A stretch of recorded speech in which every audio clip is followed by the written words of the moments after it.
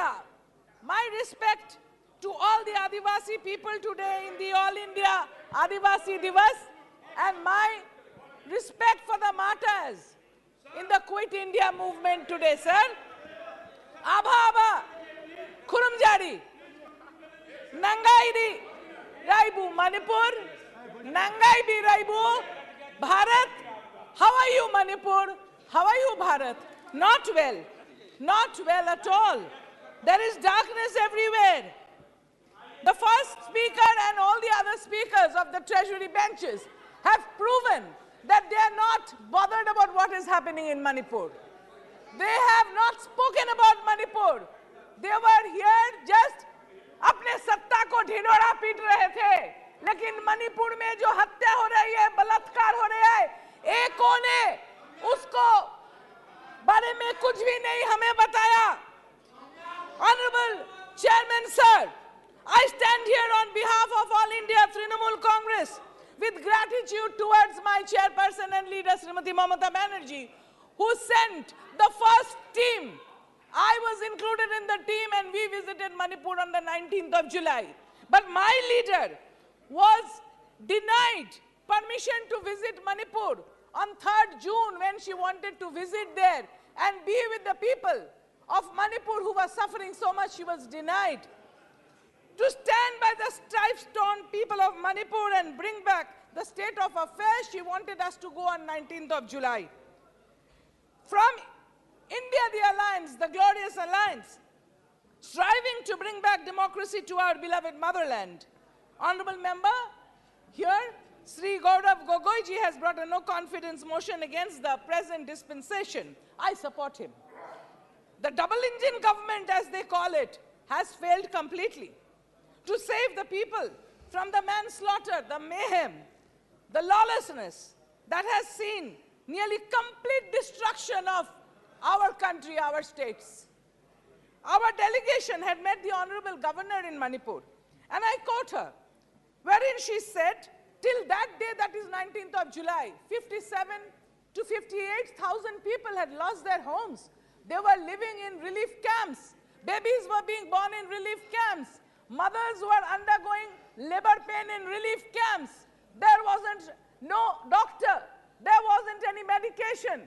There wasn't any sanitary napkin. There wasn't any food. There wasn't any drinking water. There wasn't any baby food. So that was Manipur in the relief camps, and the treasury benches didn't have the guts to talk about it here since the no-confidence motion started. 5,000 to 6,000 houses have been burned there, sir. And women have been tortured, molested, gang-raped. One unfortunate gang rape had seen the entire nation come out once. I don't want to mention. But this beheading, we have seen videos in which girls have been caught by their hairs and their throats slit. All girls should know this. These gang rapes, there were 2 girls hiding in a car wash. They were hiding without food and water for 2 to 3 days. To avoid these terrorists, they were dragged out from there and gang raped. All this has been so covered up by this government here. The net was so blocked, the media was so manipulated that the nation hardly got the information till we went. The sage bird, don't disrespect me, I'm talking. The sage bird, whose death anniversary we celebrated yesterday. You don't even know who a sage bird is. The sage bird of Bengal, whose death anniversary we just celebrated, had said, Durbalere rokha karo, durjanere hano. That means protect the weak and hit out at the enemy, the evil. This government has failed to do that. Whose agenda is it, sir? Whose design is it? India wants to know. The nation is seeing an unforeseen betrayal to democracy, an indifference to respect for individual liberty, deafness and blindness to the cries of the tormented. Not only here, all over the 10 states of double-engine sarkar. I would say, like too many cooks spoil the broth. Too many engines spoiling the states. Double engine sarkar kaam nahi kar raha hai. We need one engine and one driver. Like West Bengal is surging forward under the leadership of our Chief Minister. The center-state equation is being devastated. States with governments in the opposition parties are being denied their rightful dues. As we are experiencing in West Bengal, 7,000 crores of labor's money in the NREGA who have worked in the fields has been denied. The roof on top of the head through Awas Yojana of the poor people has been denied. So this is the government which is denied. The states being ruled by the opposition governments. Just a few days back, we saw vehicles and houses burning in Haryana. The whole country is burning, sir. Another double engine failure in Haryana. In Manipur, about 70 to 80,000.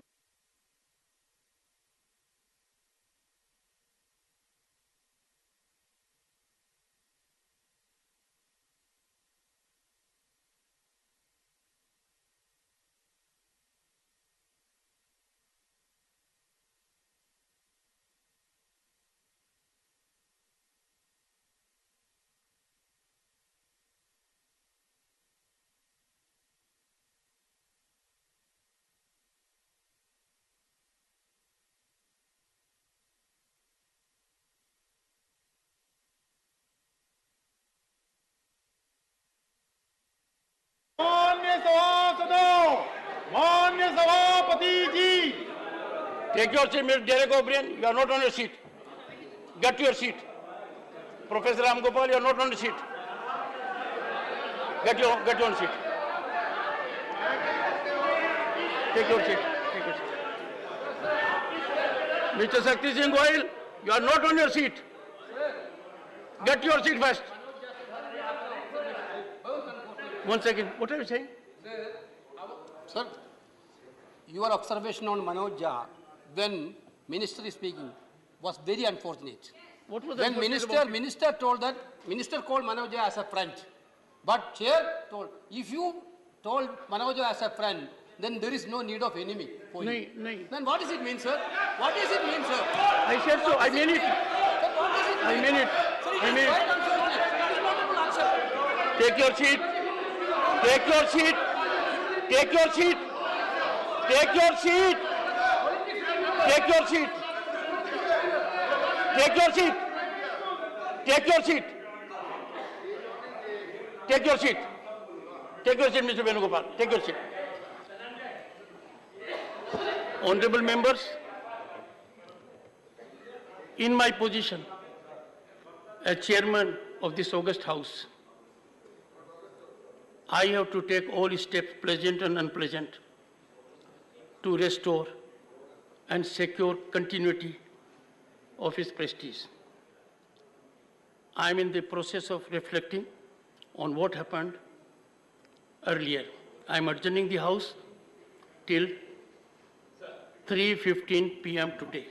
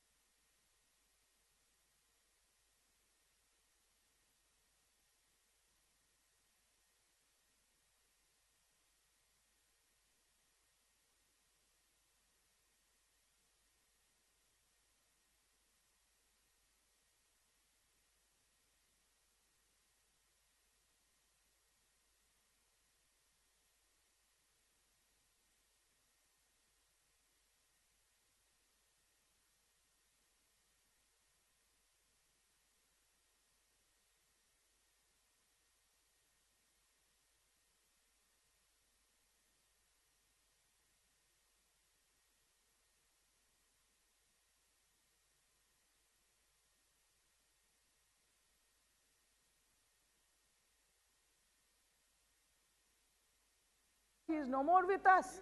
I quote Mulayamji when he said, "Ma behno hamla bol." I appeal to all mothers and sisters of this country. बलात्कारी पर हमला बोल, बेरहमी पर हमला बोल, हत्यारे पर हमला बोल, बेरहमी पर हमला बोल, बोल मेरी माँ हमला बोल, चल आंसू पोंछ हमला बोल, बलात्कारी पर हमला बोल. माँ बहन, my mothers and sisters of this country, let your curse burn the tormentor. Mothers, be angry, be very, very angry. Let your eyes breathe fire and vanquish the tormentors, the rapists that this government has failed to punish. Is this being planned from outside our country? Why doesn't the government open their mouth? Why doesn't the government speak about Manipur? Why is the government giving a report card? This is not election time. Forget about the elections. Talk about Manipur. This no confidence.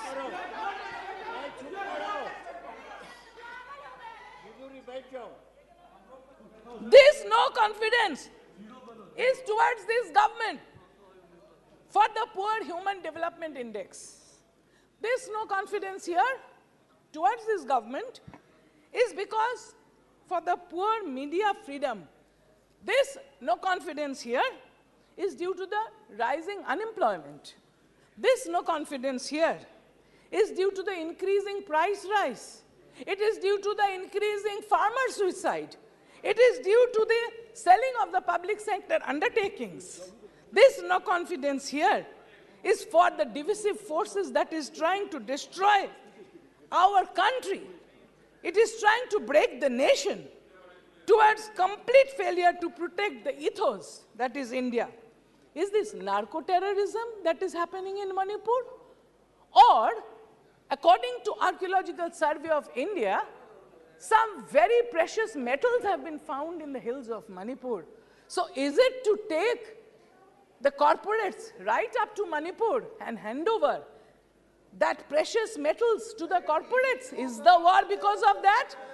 I am quoting the Honorable Chief Minister when he said that in 2017, the poppy was grown on 1,853 acres.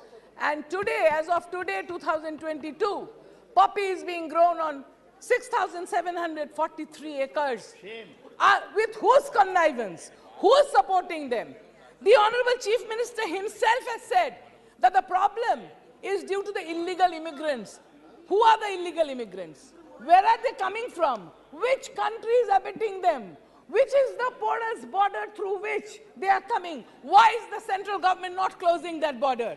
And we have to be careful that through that porous border, not only Manipur, rightly said by Honorable Member Gaurav Gogoiji yesterday, the total Northeast India is lying absolutely vulnerable to the forces that might walk right through. That is why the Kaladan project. All the 7 sisters, all the 7 states there are at danger. Why is the government not taking place? Arunachal Pradesh, half of it is gone. Leh, half of it is gone. Galan Valley, half of it is gone. Why is the government? Because you have taken help of terrorist groups during the elections that you're keeping quiet, and you're planning further elections to take help of the terrorist groups. Who are Kiaro? The people want to know. The people of India want to know. जो निगरानी हमें महफूज रखने के लिए होना चाहिए था, देश में वो निगरानी क्यों नहीं है? इस प्रश्न का जवाब सरकार को, सत्ता पक्ष को देना चाहिए. What happened to the attack on the Assam Rifles convoy? Who did it? Who engineered it? Such animosity and hatred is brewed among brothers that have lived together. This cannot be spontaneous, and the government has failed to control it. So we have no confidence on this government. Houses have been burned, mandirs burned, temples have been burned, 350 churches have burned. So in the amber glow of the burning hearts, let us seek light. Let us pass the no confidence motion towards this government now. Jai Hind, Jai Bangla. Thank you. Sadhvi Niranjana ज्योति जी. अध्यक्ष सभापति महोदय, क्योंकि ये सरकार के मंत्रिपरिषद के खिलाफ अविश्वास प्रस्ताव आया है, एक मैं देश के सामने स्पष्ट करना चाहती हूँ. मनरेगा के संबंधित यहाँ क्वेश्चन उठा है. देश के लिए एक रूल है, कोई भी राज्य हो, किसी राज्य के साथ हम पक्षपात नहीं करते हैं। महोदय, मैं आपके माध्यम से देश की जनता को अवगत कराना चाहती हूँ। पश्चिम बंगाल में मनरेगा में भ्रष्टाचार हुआ, मेरे मंत्रालय नहीं इनके अधिकारियों ने स्वीकार किया। हमने कहा उनके ऊपर जांच होनी चाहिए, उनके ऊपर कार्रवाई होनी चाहिए। कोई भी कार्रवाई नहीं हुई। मनरेगा इसलिए रोका गया है, मनरेगा को भ्रष्टाचार का अड्डा नहीं बनने देंगे। प्रधानमंत्री आवास को बंगला आवास करके दिया गया, हम उसमें भ्रष्टाचार नहीं होने देंगे। हम देश के कोने में कहीं भी मनरेगा में लूट होगी, हम रोक लगाएंगे। पारदर्शिता से काम करें, हम देने के लिए तैयार हैं। बहुत बहुत धन्यवाद। श्रीमती कनिमोझी जी। Thank you, sir. I'd like to start with a quote of Baba Saheb Ambedkar. Let us not forget that this independence has thrown us on great responsibilities. By independence, we have lost the excuse of blaming the British for anything going wrong. In this case, I think it is often the Congress. If hereafter things go wrong, we will have nobody to blame except ourselves. Sir, I rise to support this no confidence motion brought by India and by Gaurav Gogoi on behalf of the India team and my party, the DMK. So the first time in India, the judiciary had to intervene to protect a state. Isn't this shameful? Sir, the government proudly says in Manipur, it is a double-engine government because it is a BJP government in the union and it's a BJP government in the state. But this double engine has become a double-edged weapon against the people of Manipur. A double disaster, a double breakdown. The PM, after returning from his trips abroad, chooses to speak to the media in a very rare occurrence outside the parliament. But he refuses to cross the threshold and come to parliament and speak with the fellow parliamentarians. A senior leader, Jaswant Sinha, day before yesterday in his article, had mentioned democracy is not defined by the beauty of its parliament building. It is dignified by the quality of its debates and the voice with which it speaks in unison on national issues. Today, India team is speaking in unison on national issues, and you refuse and you fail to come here and respond to it. Sir, 170 people have been killed, thousands injured, 60,000 displaced, 3,500 homes have been burnt. People have been killed, as Kakuli mentioned. People have been beheaded, rapes on both sides. But when the Chief Minister of Manipur was asked, why have you not been able to control the situation for 3 months? The CM says, 2 brothers are fighting, and the government is like a father mediating between them. Isn't this a shame? With the heavy security blanket the state has, the state of Manipur has the highest ratio of police personnel to civilians in India. 161 companies of central forces, including Assam Rifles, are present in Manipur, and yet the government has failed the people. The silence of the union government, the Prime Minister, and the inaction of the state government, which watched as houses burned, police armory was looted, and people killed each other. Women were being humiliated, stripped, paraded, raped, violated, and killed. This double engine stood hand in hand watching it all happening, saying brothers are fighting. The videos of these 2 women who were paraded naked and raped shook the conscience of the nation and the world. The 21-year-old girl's father and brother were killed when they were trying to protect her. So when the mob caught this family, they ran to the police gypsy which was there. They begged them to take them in the gypsy to somewhere safe. But the policemen refused. When they got into the gypsy, they allowed the mob, the violent mob, to pull these two women out, and the father and the brother, out of the gypsy, and the policemen were watching in silence.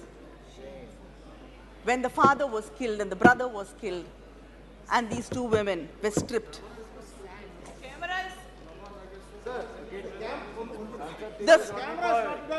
Focusing on her.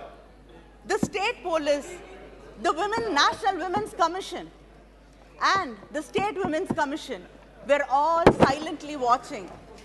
Maybe they were wishing that this will miraculously vanish till the videos unfortunately went viral. And after many weeks and months, 5 or 6 people out of the mob were arrested. But time and again, these women were asking why no action was taken against these policemen who handed them over to the violent mob. But till yesterday, the government chose to keep silent, and it did not respond. The people have been mentioning Draupadi in this house. नहीं आप बैठ जाइए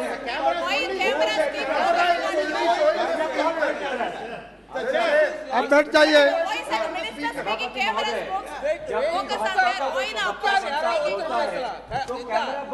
प्रवक्ता का चेहरा दिखाते नहीं नहीं आप जब भी इंडिया लाए आप अपनी बात रखिए तो कैमरा यहाँ पे नहीं कैमरा आप पे आता है ऐसा क्यों है नहीं ऐसा नहीं है आप करीम उद्दीन जी आप अपनी बात रखिए The other thing will not go into the record.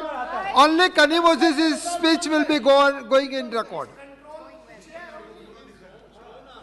Sir, the people have been mentioning Draupadi from Mahabharata in this house and how she was humiliated and stripped. So these women also must have prayed to some god to come and help them. God nor the government came to help these two women. And anybody who has read the Mahabharata properly knows that it is not the perpetrators of the crime alone who were punished, but the silent spectators who stood there like trees watching her being humiliated were also punished. They will be punished like they will be punished when they were silent in Hathras, Kathua, Unnao, Bilkis Banu, and when the wrestlers were protesting.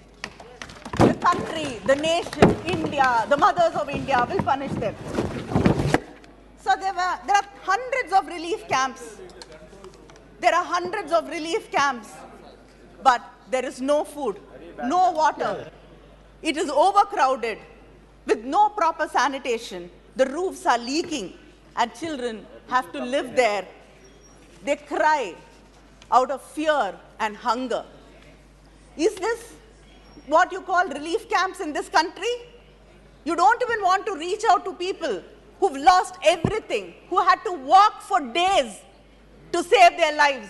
You can't give them food, you can't give them protection, you can't ensure that the roofs don't leak.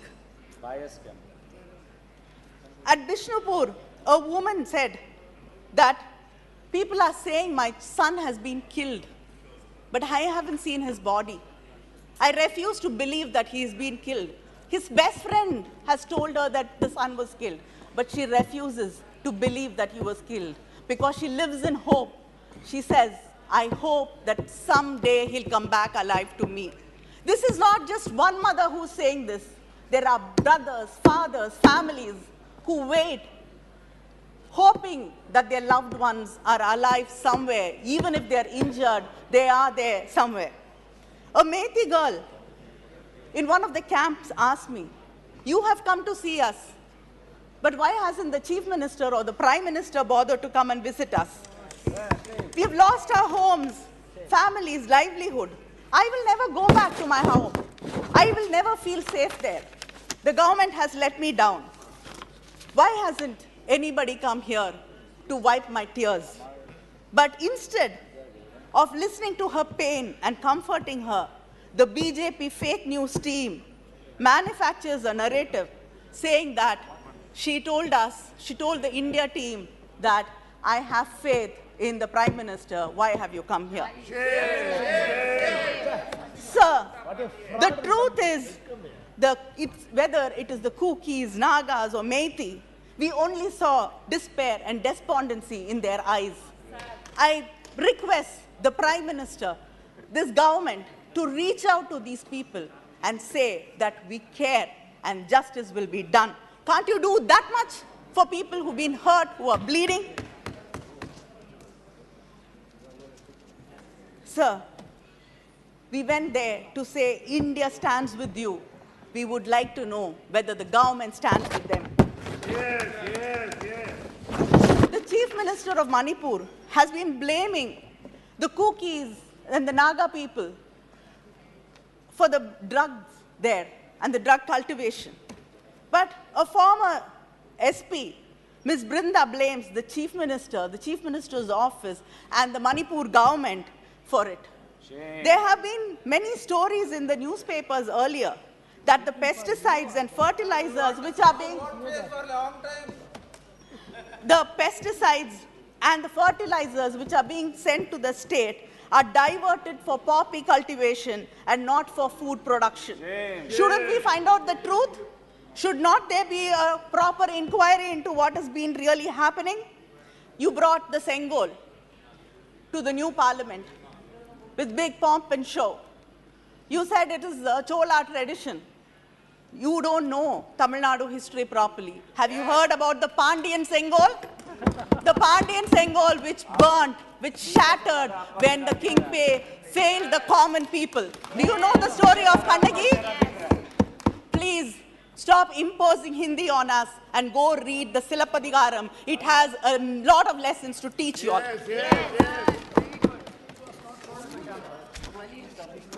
Sir, it's okay. They're very scared of us. They don't want to see our faces also. We are happy with it as long as they can hear us. They cannot hear Manipur people, at least let them hear us. So this government is very lucky because it knows to manufacture one issue after another, one disaster after another. So we have to forget what happened a month ago and discuss something else, a new issue in Parliament today. Because we've not had the opportunity to discuss what happened in Balasore in Odisha. 3 trains collided and 288 passengers died and over 1,000 were injured. And there are bodies still lying in Ames, Bhubaneswar, which are unclaimed and not identified. But the report on the accident says lapses at various levels in signal and telecommunication department is responsible for the accident. And they've been warned, the government has been warned 2 months before the accident that there should be an inquiry and the methods of shortcut being used for signal and telecommunication system in the country has to be looked into. Today, there are vacancy, operational safety categories. Vacancy is over 50,000 people have not been employed. Isn't this the fault of the government? What is your response to the accident? What is your response to the number of people who've lost their lives? This government fears, deplores accountability. It hides data or refuses to collect data. When data does not favor them, they sack the person in charge. The NFHS chairperson was suspended when he exposed the false claims of the union government. The minister, when she was speaking, said that it is, the minister Smriti Irani said India is 100% open defecation free. There is not one single state which is 100% open defecation free. It is a total lie. And when the person concerned made sure that the truth comes to light, he was suspended. Sir, the employment data was withheld till the election results were out. And 2 people in the department, in the commission, resigned because of that. The unemployment rate is 8.5% in this country. Investments have dropped to half. It was 10.5%, it is 5% now. People are going back. More than 50% people are there in the agriculture sector. This doesn't happen in any developing nation. People are going back to agriculture because they have no hope, there's no space for them in formal employment. Who's speaking? We can't. Speakers, now we can see. Yeah. And the national policy for rationalization of schools has closed down thousands and thousands of schools, and millions of children have lost their opportunity to go back to school. Just wait. So why is it being changed? Sir, who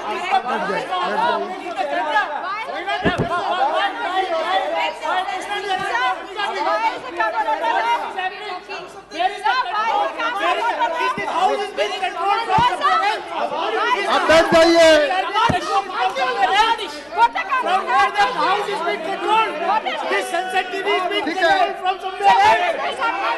कनी मोदी जी आप बैठ जाइए। दानिश अली जी अपने जगह पे जाइए।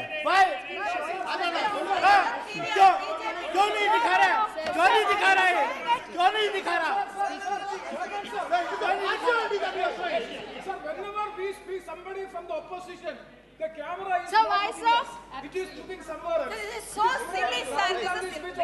Sir, when Smriti Irani was speaking, it was there. When Smriti Irani was showing the play card, the camera was on the play card. When Rahul Shrimati कनी मोदी जी आप अपनी बात रखिए। please don't show play card. We have taken note of it. Please restore the democracy in this country. We have taken note of it. आप बैठ जाइए। People are watching. कनी मोदी जी आप बोलना चाहती हो? People are कनी मोदी watching. जी आप आगे बोलिए। People are watching. आप शुरू कीजिए। Sir, you have to give me extra time. Sir, are you closing down schools because only the OBCs, SC, ST students go to these government schools? In a reply to the Rajya Sabha, the Union Minister of State has stated that 25,593 students belonging to the SC, ST, OBC communities have dropped out of central universities. Is this the India you're talking about? Is this the Bharat you proudly talk about, where students from suppressed communities cannot go to national institutions, central government institutions and study there because of discrimination? This government, we've been time and again threatened in this house with ED, we're going to jail. It is not only the opposition parties and the media which has been threatened by this government. The government creates a framework that exposes its own people to conditions of unfreedom and subject them to state brutality. Between 2014 to 2020, Kindly conclude, madam. Kindly conclude. 7,000 people have been charged with sedition charges, and most of them, 7,000 people, and most of them are below the ages of 30. Isn't this a shame? Shame. And sir, the Prime Minister calls differently able people as Divyangs, but the pension which you give them per month is rupees 300, which is equal to 1 kilo of tomato in your government. Sir, it is not only the prices which rise in this government, it is crimes against women, which has risen to 26.3% in the past few years in the BJP government. Sir, this is a government which is indifferent, and its administration is indifferent to people, and they don't value people, or do they care about the well-being of the Indian citizens. But The irony is that you call yourself nationalists and call us anti-national. Are you nationalists? Do you care about this country? Do you care about people in Manipur, the women, the children there who suffer every day? Until today, you have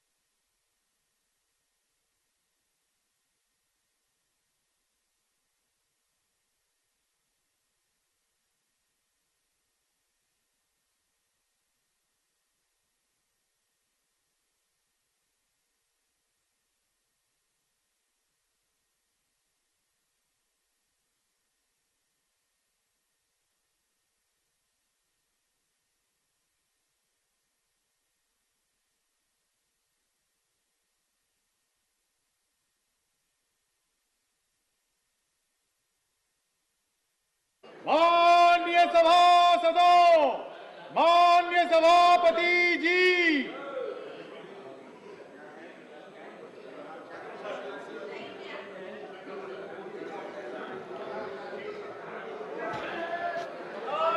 Honorable Leader of the Opposition,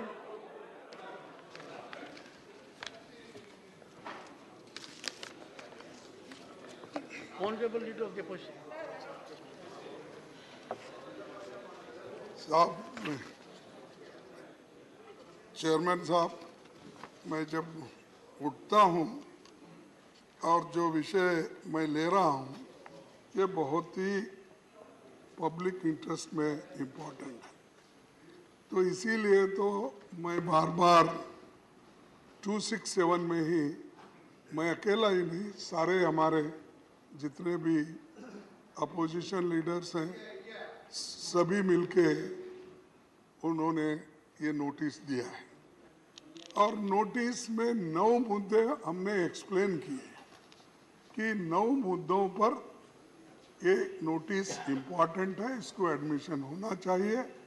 इसको discuss करने के लिए हमको मौका दिया जाए और prime minister साहब सदन में आना चाहिए। आपको नहीं बोल रहे हम, डायरेक्शन दो। आपने कहा you can't direct and I agree, you can't direct, लेकिन आपके इशारे पे वो आ सकते हैं, डायरेक्शन तो दे नहीं सकते। माननीय, मेरे इशारे पर नहीं आप काम कर रहे हैं, नहीं ये काम कर रहे हैं। मैं तो ऐसा ही आदमी हूँ साहब, मेरे पास तो मेरी शपथ की ताकत है, उसमें मार्गदर्शन दीजिए। इस विषय पर जो आप रेज कर रहे हैं, मैंने 10 बार से ज्यादा निर्णय दे दिया। साहब, वो रोज रोज हमको मार रहे हैं, मुझे आप एक बात सहन कर रहे हैं। मुझे आप एक बात बताएंगे मान्यवर, आप ये कब तक उठाते रहेंगे? जब तक नहीं, अरे सर साहब, जब तक आपका दिल जीत नहीं पाता तब तक मैं उठाते नहीं। और इस पर माननीय, जब तक प्राइम मिनिस्टर महसूस ये नहीं कर सकते, मैं डेमोक्रेसी में इलेक्टेड प्रेसिडेंट हूँ, सदन में जाना मेरा कर्तव्य है, जाकर रिप्लाई देते, मैं तब तक के बोलते रहूंगा। मान्यवर, मैंने एक चीज देखी है, आपका अनुभव इतना ज्यादा है कि आप उठते हैं, 1 मिनट के बाद आप उसी लाइन पर आ जाते हैं जिसका निर्णय मेरे विवेक से मैं कर चुका हूं। और आपको याद होगा अच्छी तरह से कि पहले इंस्टेंस के ऊपर ही मैंने एडमिट किया, फिर टाइम एग्री किया, फिर 2.5 घंटे को असीमित किया और असीमित करने के बाद सप्लीमेंट्री लिस्ट में 1 दिन 2 बजे रखा और ये कहा कि जितना समय है वो होगा।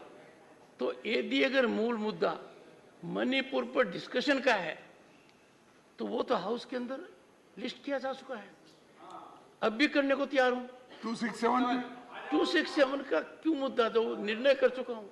नहीं साहब, पार्लियामेंट्री डेमोक्रेसी में आपको इतने इख्तियारात है, इतने अथॉरिटी है, मर्द को औरत बना सकते हैं, औरत को मर्द बना सकते हैं, मान्यवर। यानी रूल्स के मुताबिक। नहीं, एक थोड़ी सी अरे पार्लियामेंट, ये तो मैं नहीं कह रहा हूँ, मान्यवर, मदर ऑफ पार्लियामेंट जो यूके में नहीं, ये हुआ है, पार्लियामेंट you are right, वो कह रहा हूँ। पर मान्यवर, अपने कुछ मित्र ऐसे होते हैं जो नाराज हो जाते हैं। मैंने रूटीन में स्पॉन्टेनियसली कह दिया, if anyone is a friend of Manoj Jha, he perhaps does not need a particular kind of people to support him. अब मनोज जी नाराज हो गए। I expected that Manoj Jha should take it in stride. ऐसे भाषण देते टाइम मुझे नहीं लगता कि कोई भी आदमी धरती पर होगा जिससे कुछ ऐसा स्लिप नहीं हुआ होगा। मुझे आश्चर्य हुआ, मनोज झा और मेरे बीच की बात थी, एंड माननीय LOP took very strong acceptance to it. तो मैंने कहा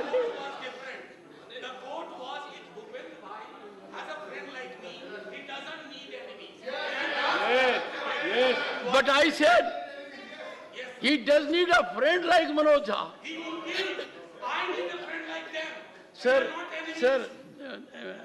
मानिए, मैं आपको एक बात अनुरोध करना चाहता हूँ। आप क्लोज कीजिए, आपने एक्सप्रेस किया, ये ठीक है, तो इसीलिए नहीं, इवन वेणुगोपाल साहब आप माफ कर दीजिए, हो गया, चलिए। Venugopal became 20 years younger. Sir ये देखिए, हमारा मुद्दा बार बार उठाना ये इसलिए ठीक नहीं है कि मणिपुर के इशू पर सारा सदन चर्चा करना चाहता है। एक लिस्ट किया था सर। नहीं, सुनिए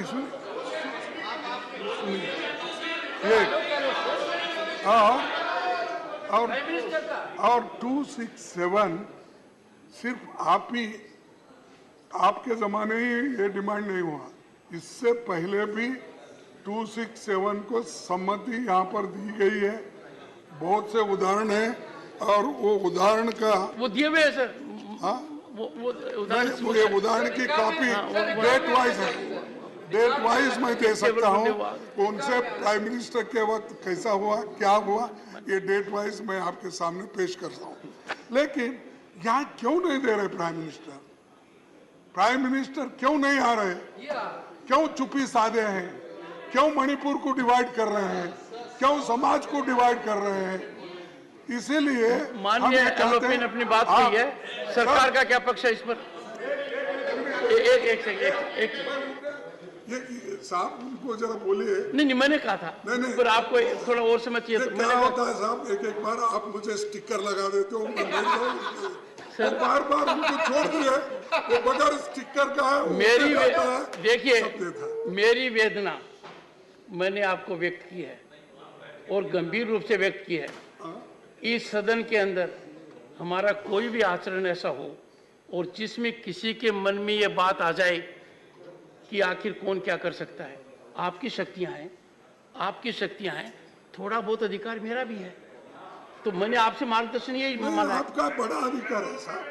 देखिए, आप हमारे साथ यहाँ हम जो है, हम इक्वल है, आप ऊपर है, और उसीलिए तो हम झुक के आपके सामने पेश करते हैं, तो आप ऊपर से दबा देते हैं, बैठो, ऐसा हम नहीं कर सकते। हम तो आपसे अपील करते हैं, छोड़िए। लेकिन मेरे को सर आप कंक्लूड कर सकता है कि मैं पूछूं इनसे? नहीं, इसीलिए मैं आपसे विनती करता हूँ, इसको परमिशन दीजिए डिस्कस। अब तक तो 10-11 दिन जितने भी हो गए, हम एक दिन में खत्म कर देते इसको। जो चीज एक दिन में चर्चा करके खत्म करते थे, तो सरकार इसकी अड़ी रही है, और रोज क्या है बोले तो उधर से ही हमारे ऊपर हमला होता है। तो आप कृपया करके कल तो इसको परमिशन दीजिए, कल ये एजेंडा में रखिए। 267 आपके उदार हृदय से इसको स्वीकार कीजिए, हम जरूर आपको नई चीजें बताएंगे और चर्चा करेंगे। मैं ये विनंती करता हूँ। माननीय अध्यक्ष जी, सरकार ने सदन शुरू होने के पहले दिन जो आपने लीडर्स की मीटिंग बुलाई थी उस दिन, और जब सदन शुरू हुआ उसकी पहली सिटिंग में हमने सरकार ने एग्री किया। ये एक गंभीर विषय है। इस गंभीर विषय पे राजनीति नहीं होनी चाहिए। हम सब ने एक आवाज में संदेश देना चाहिए देश को।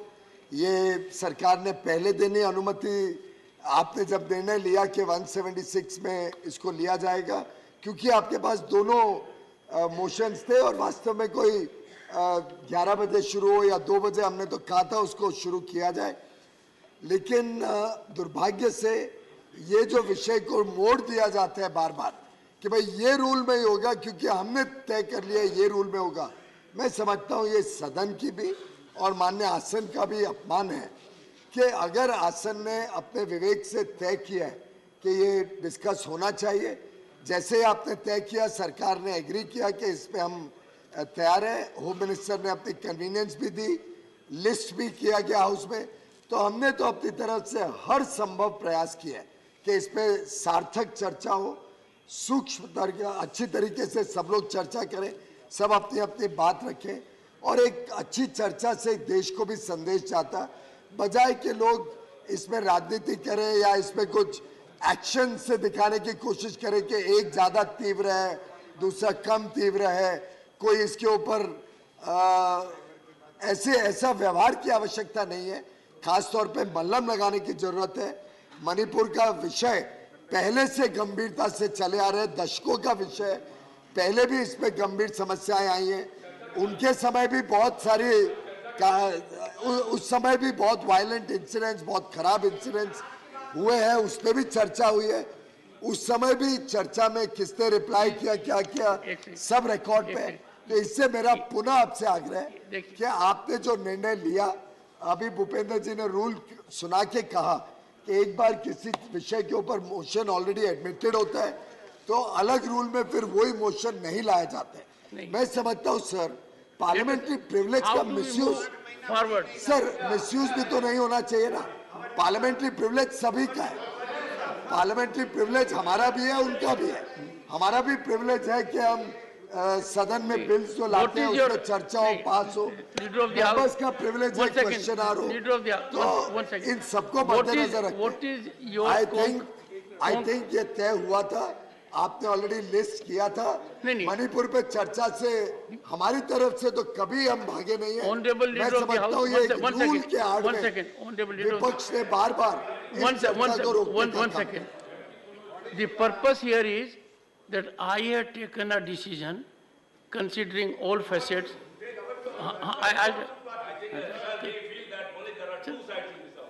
Sir, can I? Even yesterday, sir, when you were eliciting the views of the members only from these two sides.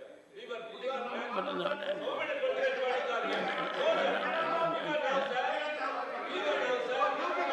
Tiruchi.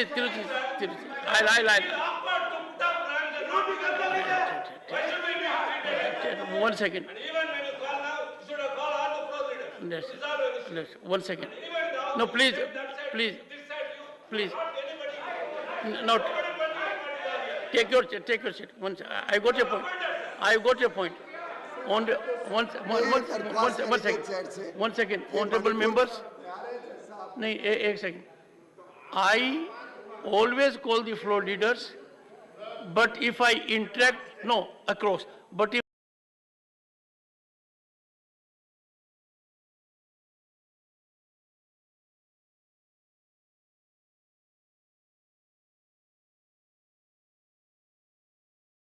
it, as others have also been doing, and leader of the opposition carries a different kind of position. Therefore, I called him alone. I did not call any other floor leader. Number one. Number two, right now, one second. Sir, I'm in the center.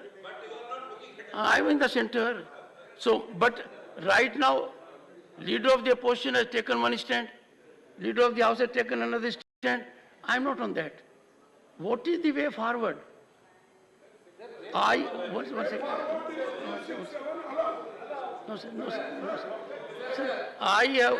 It is the duty of the government to have a way of forward. But unfortunately, here what is happening? They are bulldozing us. This is what. Are you sure? See, whenever we had experience, what is the leader of the house job, sir? To maintain peace in the house. To act like an agent for making peace in the house. Now what is happening? Leader of house himself is making problems, sir. Honorable. How can it be? Honorable members. One second. Your Lordship. Honorable Minister. Including all the party of UPA, then UPA or so-called abhi they have changed. UPA sir, UPA के सभी मिलके 176 का notice दिया गया है. They have given the notice under 176. We have accepted this, and also I would like to put it on record. The ethnic violence have taken place many times previously also. For the first time, the Home Minister was there for 3 days, and MOS Home was there for 23 days. And this is the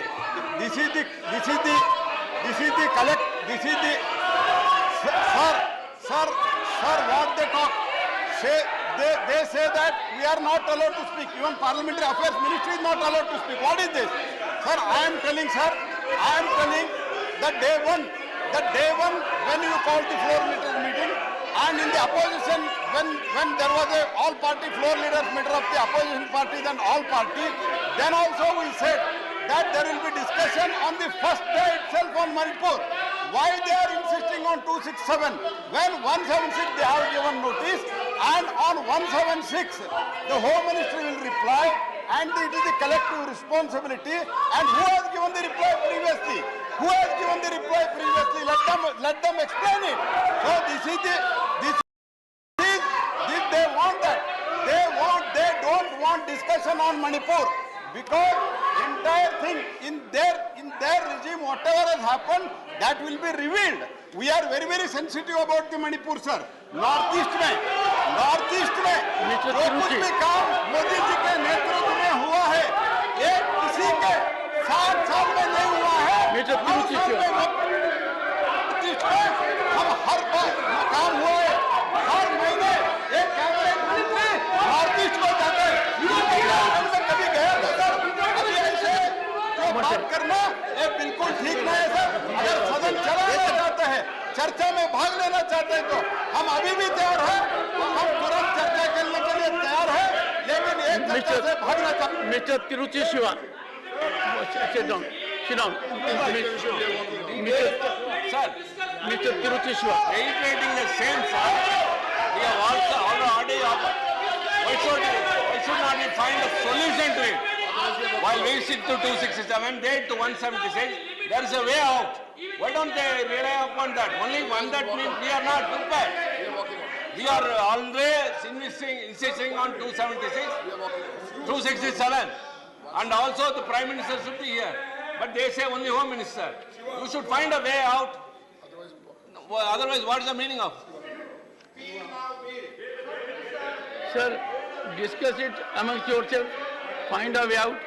I will continue with the business. 1 second. Before I take legislative business, I am listening to the Honorable LOP. Then I will move to legislative business. Honorable Chairman, हमारा intention यही था कि detail discussion होगा, ये सब बाहर आएगा. और ये बीच में तो होम मिनिस्टर 3 बार गए, 3 बार को जाकर क्या करें? इसीलिए हमको बात करने नहीं दे रहे, और प्राइम मिनिस्टर आने के लिए तैयार नहीं, गवर्नमेंट हमारी बात सुनने के लिए तैयार नहीं, यहाँ पर ह्यूमिलेशन कर रहे हैं. इसीलिए हम प्रोटेस्ट करके वॉकआउट करते हैं.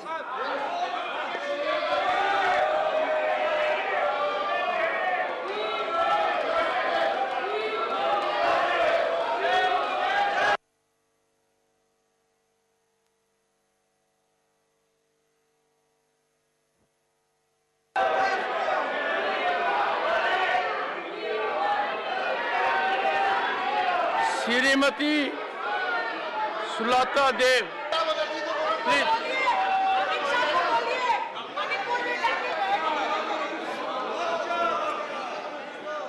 Shrimati Sulata Dev, sir, you were making good contribution. Sir मैं आपसे, you were making excuse me really important inputs also. Sir मेरा आपसे दरखास्त है सर, मैं पहले से बोलना चाहती हूँ क्योंकि मैं क्या बोली मुझे अभी भी याद नहीं है। You may start from the beginning. Okay. Your time will start now. Thank you so much sir. Honourable chairman sir, ये the constitution schedule caste order amendment bill 2023 पर बोलने के लिए मुझे मौका दिया गया, मैं इसका आभारी हूँ। मैं मेरे पार्टी बीजू जनता दल के तरफ से ये बिल को समर्थन करती हूँ। आज विश्व आदिवासी दिवस है। मैं ये सदन के जरिए सारे आदिवासियों को अभिनंदन जनाती हूँ मेरे तरफ से। ये जो बिल आ रहा है ये छत्तीसगढ़ में मेहरा, माहर आदिवासियों को अभिनंदन जनाती हूँ मेरे तरफ से। ये जो बिल आ रहा है ये छत्तीसगढ़ में मेहरा, माहर ये समुदाय के लिए आ रहा है। ये बिल पास होगा तो इसमें छत्तीसगढ़ का कम से कम 2 लाख अनुसूचित जाति इसमें जोड़े जाएंगे। छत्तीसगढ़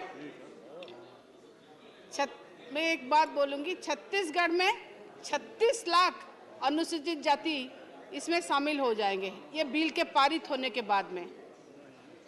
भारत में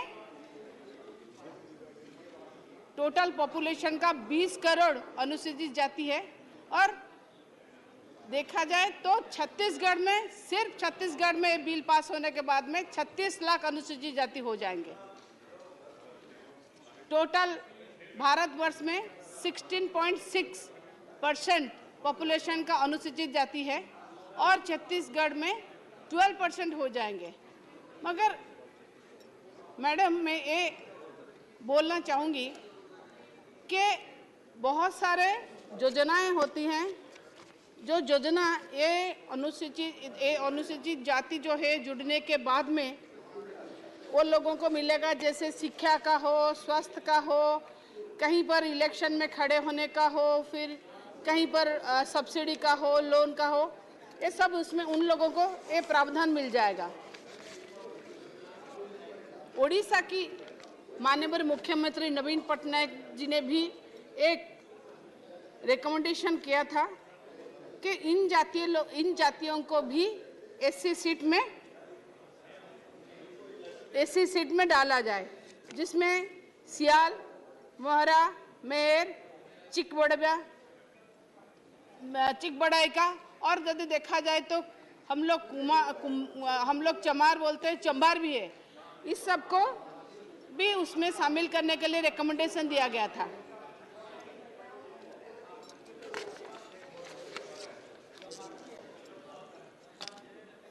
सारे भारतवर्ष में 80% में 17% है, मगर शिक्षा, एम्प्लॉयमेंट और निर्वाचित के लिए बस 15% उनका रिजर्वेशन मिल रहा है। जब 17% है तो 17% मिलना चाहिए। मैं और एक बात बोलूँगी, ये कुछ दिन पहले 7 तारीख को जन्म और मृत्यु का, एक मिनट मैडम, जन्म और मृत्यु का जो रजिस्ट्रेशन का जो बिल पारित हुआ, ये इन लोगों के लिए भी बहुत कारगर साबित होगा, क्योंकि ये लोग जन्म के कारण वो लोग रजिस्ट्रेशन कुछ नहीं कर पाते, आगे चल के पढ़ाई में उनको तकलीफ होता था, उन लोगों के बच्चों के लिए बहुत अच्छा। और एक ही बात है, मुझे कहीं ना कहीं मुझे ये बात मतलब आंदोलित करता है, अचंभित करता है कि हम लोग जब अनुसूचित जाति के ऊपर इतना ध्यान दे रहे हैं, आज जब से व्यवस्था हुई है सुप्रीम कोर्ट की, आज तक सुप्रीम कोर्ट में सिर्फ 5 विचारपति है जो अनुसूचित जाति के है, और देखा जाए सारा भारतवर्ष में 850 जो विचारपति है हाई कोर्ट में, उनमें से बस 24 है। इनको यदि हम देखें कि इनको प्रमोट कैसे किया जाए, उनके लिए भी व्यवधान होना चाहिए।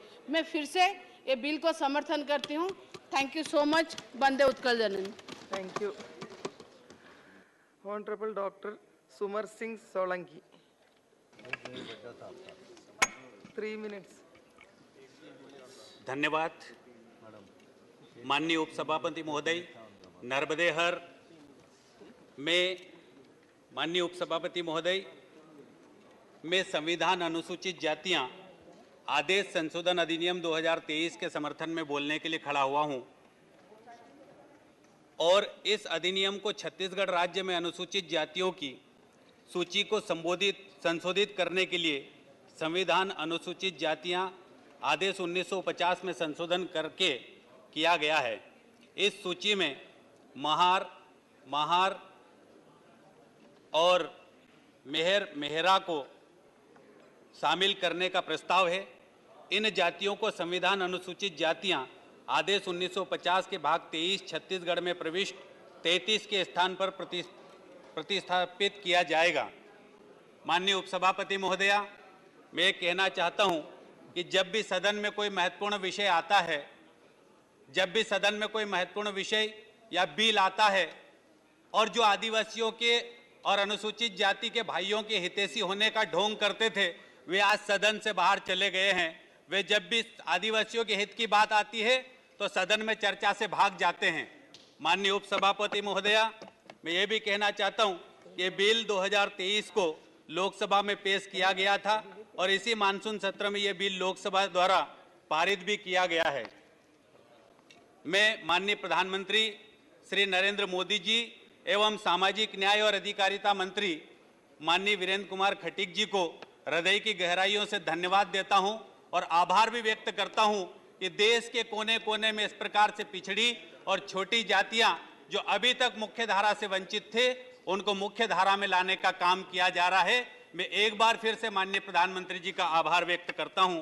आपके माध्यम से छत्तीसगढ़ के हमारे गरीब भाइयों और बहनों की जिंदगी बदलने का काम हमारी सरकार कर रही है और ऐसे समय में विपक्ष, जिन्होंने 60 साल तक आदिवासियों का, अनुसूचित जनजातियों का, अनुसूचित जातियों की भलाई का ढोंग करते आए हैं, उन्होंने सिर्फ 60 साल तक राजनीतिक रोटियां सेकने का काम किया और वो हम सदन के लोग और देश की 140 करोड़ जनता देख रही है कि वो आज सदन से फिर भाग गए हैं और पिछले लंबे समय से विपक्ष हमारा सदन में उपस्थित नहीं है।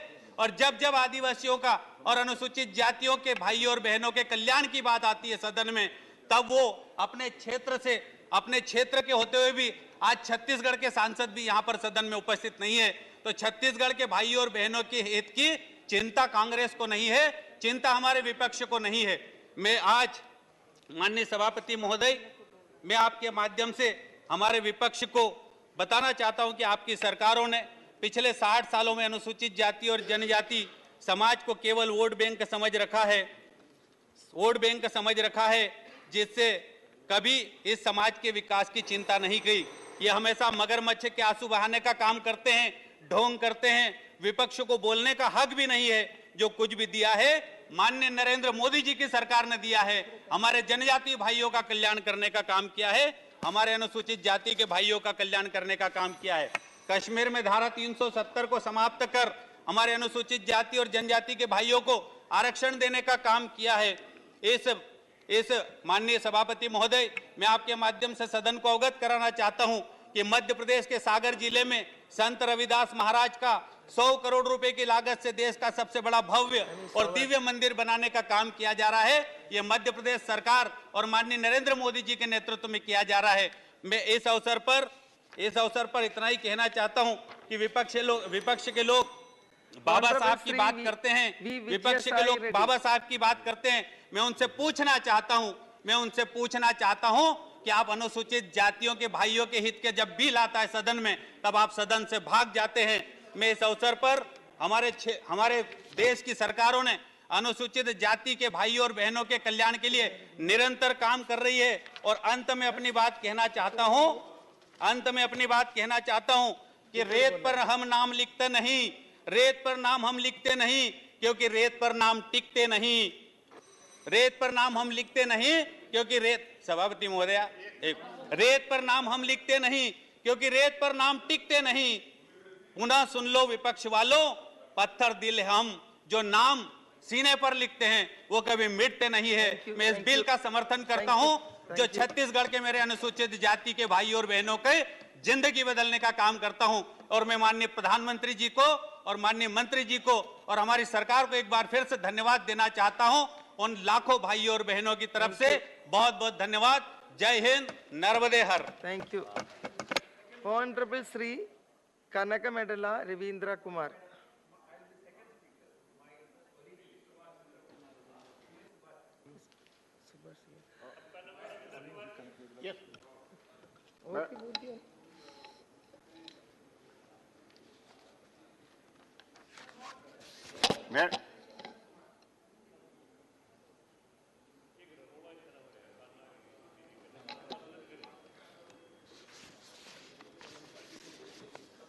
Thank you, Vice Chairman, Madam, for giving this opportunity.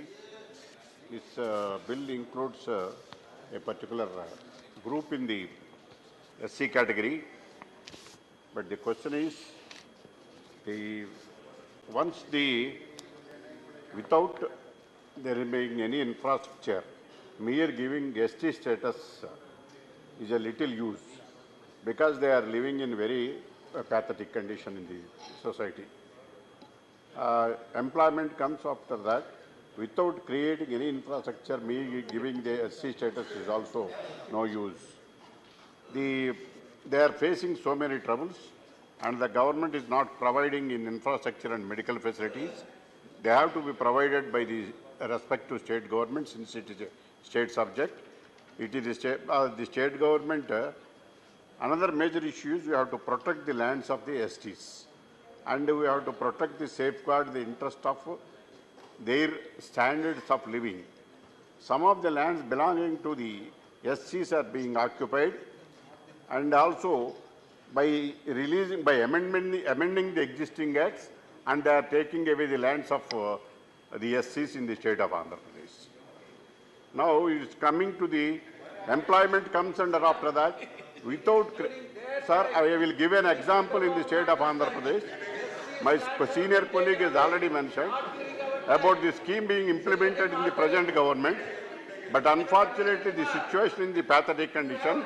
Another major issue is we have to, sir, there is an act to protect the SC's lands, but the state government choose not to implement the act. The reason behind it is the officers on hands in regularity.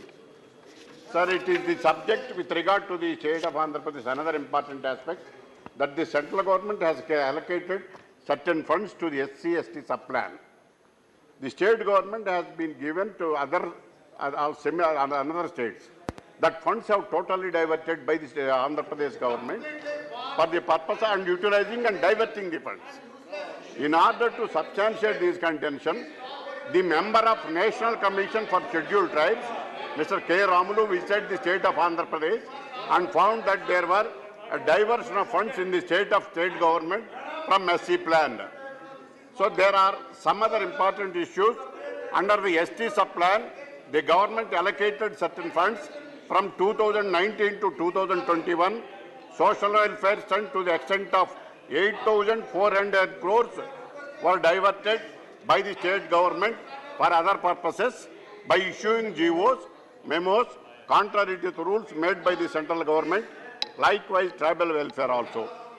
Funds to the extent of 1,000 crores were diverted by the government. Now, half minute.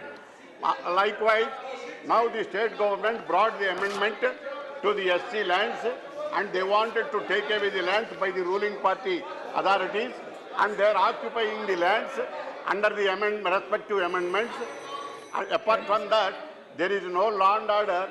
Even day in and day out, atrocities and attacks on SC women and also SC doctors.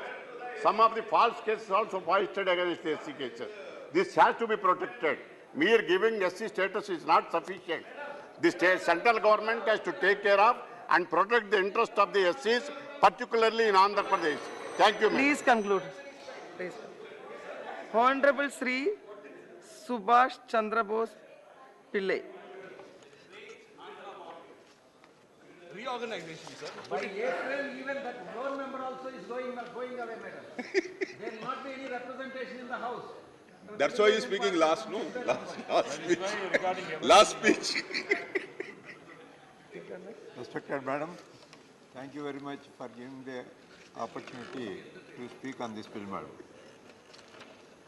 The object of this bill is to modify the existing list of scheduled castes in Chhattisgarh by including certain communities, unprivileged communities, but Mahara, Mehar, Mehra communities. These are all including communities, to be including communities. The proposal has received unanimous concurrence from Registrar General of India and National Commission of Scheduled Caste. The Mahar community are the original inhabitants of Maharashtra, and the state is believed to be named after them. Dr. B.R. Ambedkar, the father of the Indian Constitution, also belonged to the Mahar community. Since time immemorial, the Mahar community has faced harsh discrimination from the upper castes. After 1949, when the Constitution outlawed caste discrimination, they began to fight for their rights under the leadership of Dr. B.R. Ambedkar. Ma'am, the positives of this bill is, one, the inclusion of these communities in the scheduled castes list will unlock multitude opportunities for them across various domains. Education. By granting them reservations in educational institutions, the bill can pave the way for increased literacy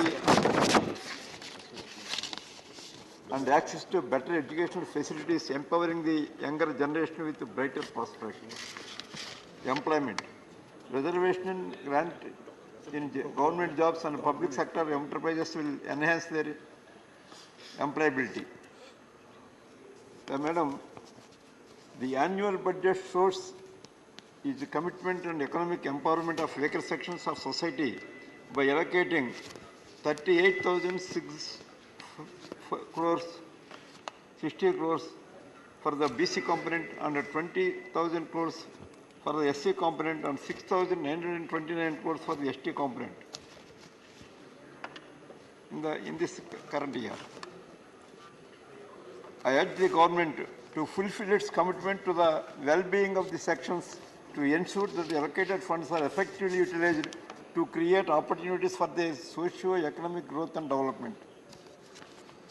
The Andhra Pradesh government's subplan approach has had a tremendous impact on the uplift of the marginalized communities. In its budget, the Andhra Pradesh allocated 4,360 crores towards Andhra Pradesh scheduled caste corporations.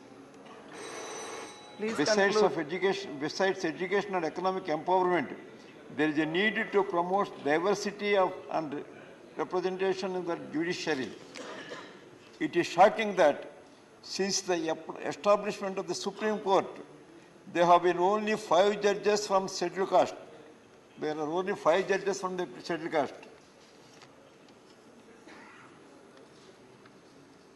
Currently, only 24 out of 850 High Court judges hail from scheduled caste community. 14 of these courts have no SC judge at all. This is very, very pretty. The government must implement policies to increase the inclusion of qualified and deserving candidates from SC backgrounds in the judicial system. Scholarships and training programs are needed to enhance the access and opportunities, ensuring a fair and inclusive judiciary that reflects the diversity of our nation. Honorable M. Thambidurai. I am concluding, Madam. This amendment further strengthens the unity in diversity, where every citizen is treated with dignity and respect, irrespective of their background. With these sessions, on behalf of the YSR Congress Party, I support this bill. Thank you. Thank you. Thank you, Vice Chairman, Madam. On behalf of ADMK party, I am supporting the bill brought to make the amendment the constitution to include certain communities as scheduled caste in state of Chhattisgarh. Madam, I have always, our party, ADMK party, is for the champion for the reservation for the SC people and ST people and also OBC, MBC. Our dividend party is based and always fighting for the social justice of the for the poor people. The caste must be abolished. That is our main goal. In Tamil Nadu, in spite of that, our Honorable former Chief Minister MGR, founder of the ADMK party, made the reservation for SC, ST, and MBC and BC. 69% he made the provision.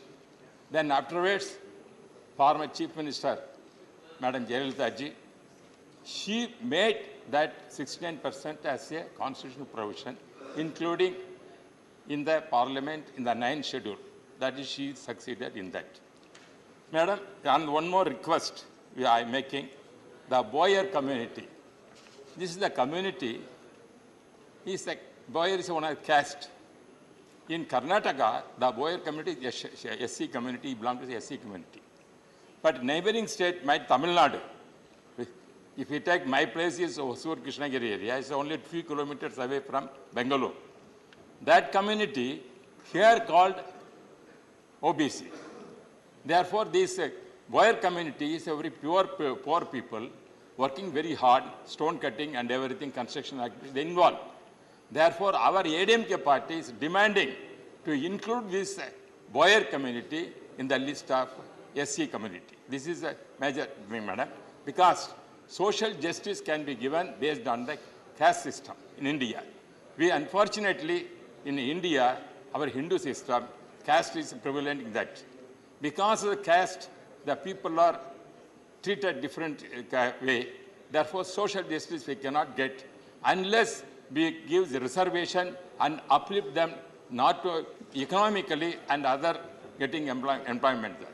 Therefore, this is the madam I am requesting through Honorable Minister to give social justice, which our Edappadi Palaniswamy is heading our party. He is always fighting for this kind of social justice based on dividend movement.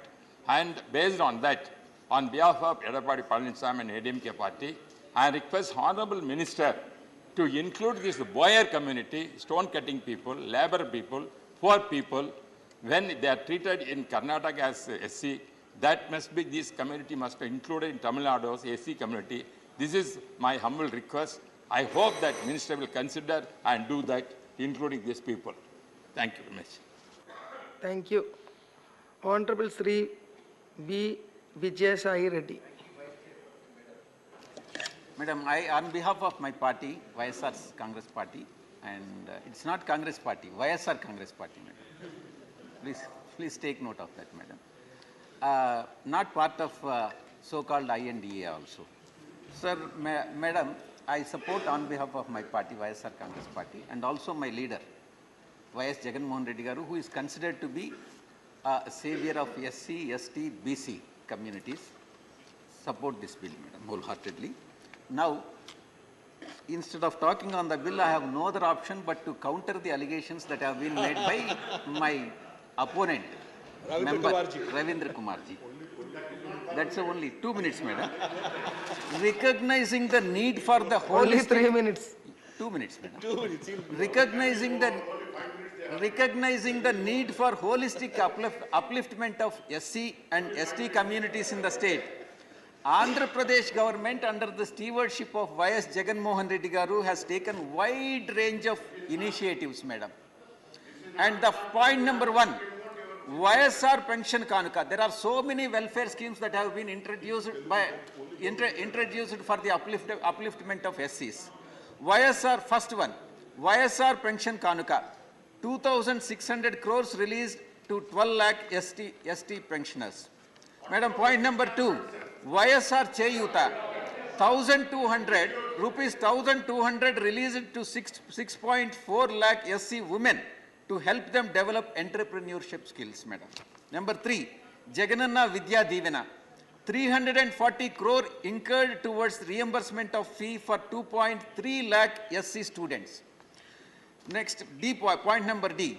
AP government has introduced a new scheme, Jagananna Videshi Vidya Divena, to provide financial assistance to eligible students belonging to SC, ST, BC, minority, EBC to pursue higher studies in top 200 universities as per the QS World University rankings, madam.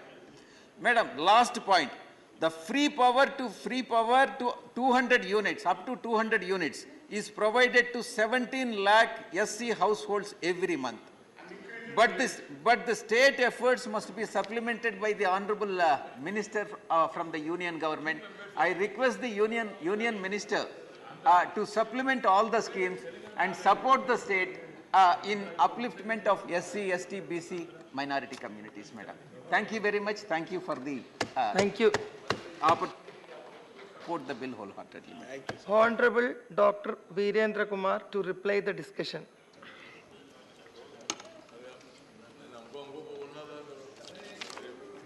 धन्यवाद उपाध्यक्ष महोदय।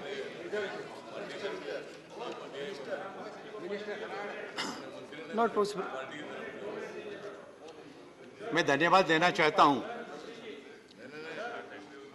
छत्तीसगढ़ राज्य के अनुसूचित जातियों में मेहरा और माहिरा समुदाय को शामिल करने के संबंध में सदन में इस चर्चा में भाग लेने वाले हमारे सभी माननीय सदस्यगण, सुलाता देव जी, डॉक्टर सुमेर सिंह सोलंकी जी, कनक मेंढा रविंद्र कुमार जी, सुभाष चंद्र बोस जी, एम थम्बी दुरई जी, विजय साई रेड्डी जी, मैं सभी का हृदय की गहराइयों से धन्यवाद करना चाहता हूं, जिन्होंने समाज की सबसे अंतिम पंक्ति के अंतिम छोर पर रहने वाले हमारे छत्तीसगढ़ के जो मेहरा और माहिरा समुदाय के जो हमारे बंधु हैं, ये बिल जब लोकसभा से पारित होकर यहां पर आया, इस अवधि में छत्तीसगढ़ में इस समुदाय के बंधुओं के द्वारा लगातार संपर्क स्थापित किया जा रहा था।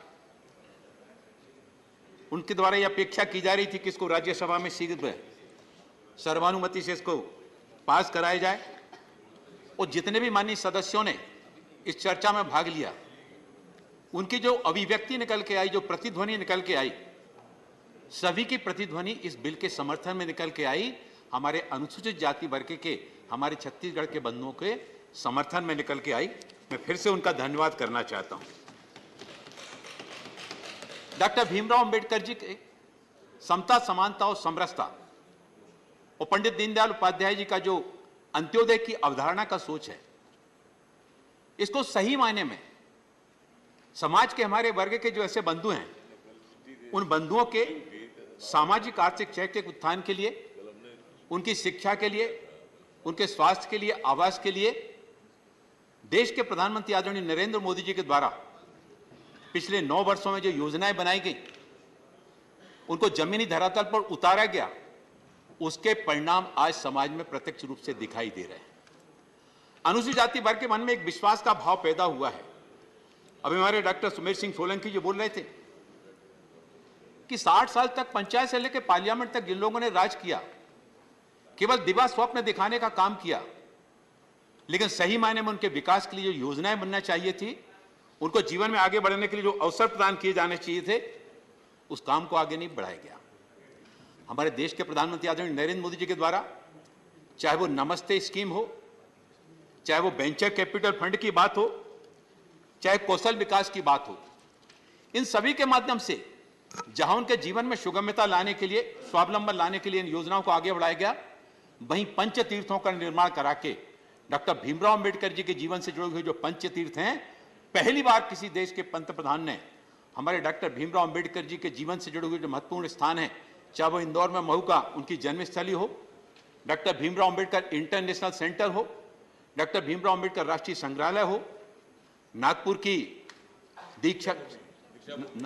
की दीक्षा भूमि हो, मुंबई की चैत्य भूमि हो और लंदन की शिक्षा भूमि हो, इन पांचों स्थान पर जब अनुसूचित जाति वर्ग के बंधु जाते हैं, इन पंच तीर्थों का जब दर्शन करने के लिए जाते हैं, बाबा साहब के जीवन का जब दर्शन का प्रत्यक्ष रूप से जब वो दर्शन करते हैं, तो तब उनको एहसास होता है कि 60 वर्ष तक डॉक्टर भीमराव अम्बेडकर जी ने पूरे देश में जो समता, समानता, समरसता के संदेश को आगे बढ़ाने का काम किया, सरकारों द्वारा डॉक्टर भीमराव जी को समाज के सामने जिस रूप में सामने लाया जाना चाहिए था, उसके प्रयास नहीं किए गए। उन प्रयासों को, परिणामों को सही मायने में समाज के सामने लाने का काम किसी के द्वारा किया गया, तो देश के प्रधानमंत्री आदरणीय नरेंद्र मोदी जी के द्वारा किया गया। और प्रधानमंत्री जी को सोच में जहां डॉक्टर भीमराव अम्बेडकर जी के दर्शन होते हैं, भाई पंडित दीनदयाल उपाध्याय जी के अंत्योदय का भी दर्शन होते हैं। सबका साथ, सबका विकास, सबका विश्वास और देश को, भारत को आत्मनिर्भर बनाने में सभी का सामूहिक प्रयास।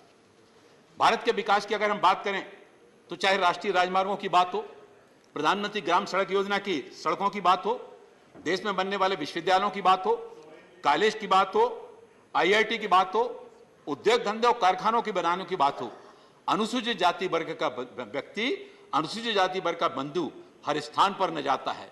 गगनचुंबी इमारतों को बनाने में हमारे अनुसूचित जाति वर्ग के बंधुओं का बहुत बड़ा योगदान होता है। वो स्वयं जब राष्ट्रीय राजमार्ग बनाया जाता है तो सड़क के किनारे वो अपनी टीन की छोटी सी झुग्गी बनाकर वो वहां पर रहते हैं, लेकिन हम और आपको जाने के लिए सनसनाती हुई सड़कें बनना चाहिए, चमचमाती हुई सड़कें बनना चाहिए, दमदमाते हुए गगनचुंबी इमारतें बनना चाहिए। इनको बनाने का काम अगर कोई करता है तो हमारा अनुसूचित जाति समाज का बंधु हमारा करता है। हमारे देश की अर्थव्यवस्था 10 में से 5वें स्थान पर पहुंची। इसमें हमारे अनुसूचित जाति समाज का बहुत बड़ा योगदान है। समाज जीवन के हर क्षेत्र में, सड़क से लेकर सफाई से लेकर सुरक्षा तक, समाज जीवन के विभिन्न क्षेत्रों में अनुसूचित जाति वर्ग के व्यक्ति का प्रतिनिधित्व वहां पर दिखाई देता है। उन्होंने अपने परिश्रम से, विश्वास से समाज में जो स्थान अर्जित किया, आज देश के प्रधानमंत्री के द्वारा जब इन प्रयासों को आगे बढ़ाया गया तो आज अनुसूचित जाति वर्ग के मन एक विश्वास का भाव पैदा हुआ कि मोदी जी हैं तो मुमकिन है।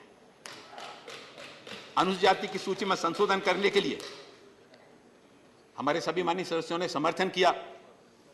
हमारे उड़ीसा की हमारी बहन सुलाता देव जी ने कहा कि उड़ीसा की सरकार के द्वारा वहां कुछ जातियों को अनुसूचित जाति में शामिल करने के लिए राज्य सरकार के द्वारा अनुशंसा की गई थी, लेकिन RGI के द्वारा इस प्रस्ताव का समर्थन नहीं किया गया और इस कारण से इसको निर्धारित प्रक्रियाओं के अंतर्गत निरस्त कर दिया गया। हमारे वरिष्ठ सांसद लोकसभा में भी वर्षों हमारे साथ में रहे हैं, श्री M. थम्बीदुरई जी ने तमिलनाडु राज्य सरकार से, और उन्होंने बोयर जाति के संबंध में बताया कि कर्नाटक में वो अलग स्थिति है, तमिलनाडु में अलग स्थिति है। मैं माननीय सदस्य से कहना चाहता हूं कि तमिलनाडु राज्य सरकार से इस संबंध में कोई प्रस्ताव नहीं आया है और हमारे माननीय सांसद बहुत वरिष्ठ हैं। वायर कम्युनिटी आप बहुत वरिष्ठ सदस्य हैं। भारत सरकार ने किसी भी जाति को अनुसूचित जाति की श्रेणी में शामिल करने के लिए एक प्रक्रिया बनाई है। उसमें राज्य से, संघ राज्य क्षेत्रों से प्रस्ताव आता है। प्रस्ताव आने के बाद RGI को जाता है। RGI जब सहमत होता है तो कमीशन को जाता है। कमीशन से के बाद फिर मंत्रिमंडल के अनुमोदन के पास जाता है और वहां से आने के बाद फिर सदन में बिल के रूप में लाया जाता है। तो तमिलनाडु से अगर इस तरह का कोई बिल आएगा तो आगे उस संबंध में ये सारी प्रक्रियाएं होने के बाद उसको आगे बढ़ाया जाएगा। 1989 में अविभाजित मध्य प्रदेश, जब मध्य प्रदेश से छत्तीसगढ़ का विभाजन नहीं हुआ था, तब मध्य प्रदेश ने वहां पर माहरा को महार, मेहरा और मेहर के परिवार के रूप में समावेश करने का प्रस्ताव मध्य प्रदेश के द्वारा भेजा गया था और 1992 में RGI ने अविभाजित मध्य प्रदेश में माहरा जाति को शामिल करने के लिए सहमति भी दी। 2000 में मध्य प्रदेश का जब विभाजन हुआ, 2002 में माहरा को मध्य प्रदेश के अनुसूचित जातियों की श्रेणी में संविधान अनुसूचित जाति आदेश दूसरा संशोधन अधिनियम 2002 के अंतर्गत महार, मेहरा, मेहर के पर्याय के रूप में शामिल किया गया। लेकिन कुछ कारणों से छत्तीसगढ़ ने वहां की जो अनुसूचित जातियों की सूची में तदनुरूप संशोधन नहीं किया गया क्योंकि उनके द्वारा उस समय प्रस्ताव नहीं भेजा गया था। वर्ष 2000 में छत्तीसगढ़ राज्य का जब गठन हुआ तो छत्तीसगढ़ राज्य के गठन के बाद छत्तीसगढ़ राज्य सरकार ने अनुसूचित जाति के महार, मेहरा, मेहर के पर्याय के रूप में माहरा और मेहरा को शामिल करने का प्रस्ताव किया।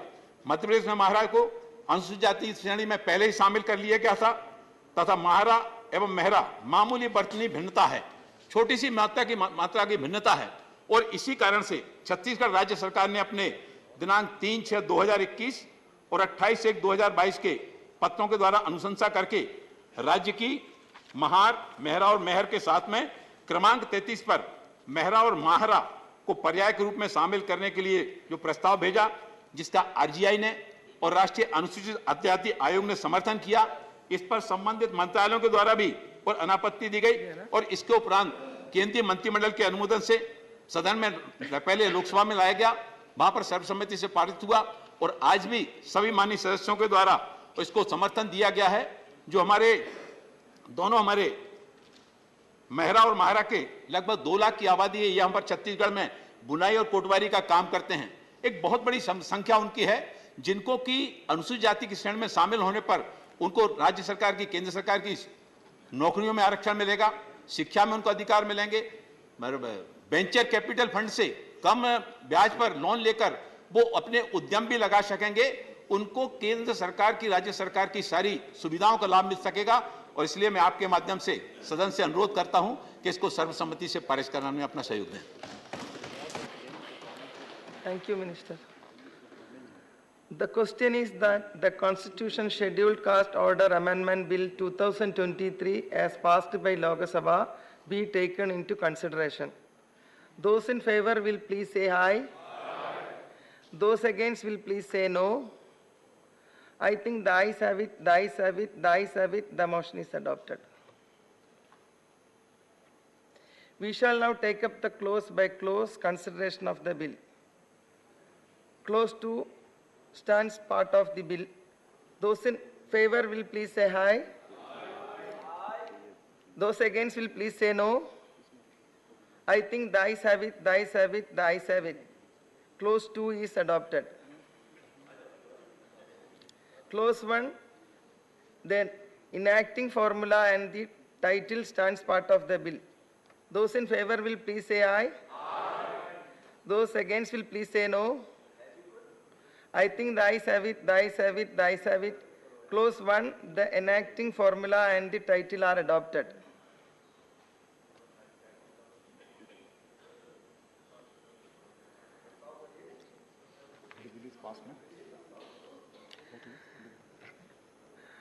Honorable Dr. Virendra Kumar to move. मैं प्रस्ताव करता हूं कि विधेयक को पारित किया जाए। Motion moved that the bill be passed.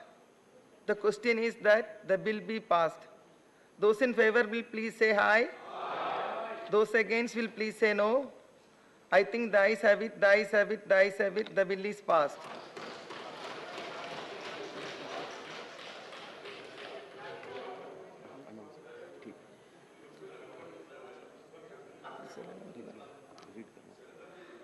Honorable members, under proviso to Rule 23 of the Rules of Procedure and Conduct of the Business in the Council of States, the chairman has permitted the Anusandhan National Research Foundation Bill 2020.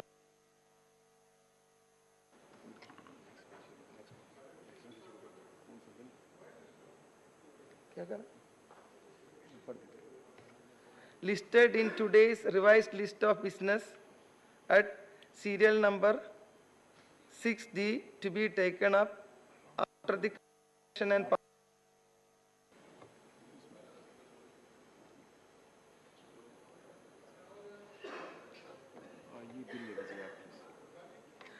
the Anusandhan National Research Foundation Bill 2023. Dr. Jitendra Singh to move the motion for the consideration of the Anusandhan National Research Foundation Bill 2023. Madam Chairperson, with your kind permission, I rise to move that Anusandhan National Research Foundation Bill 2023, already passed by the Lok Sabha, may be taken up for consideration. Motion moved. There is one amendment by Dr. V. Shivadasan for reference of the Anusandhan National Research Foundation Bill 2023 as passed by Lok Sabha to the Select Committee of the Rajya Sabha. Member absent. Amendment not moved. The motion for consideration of the bill is now open for discussion.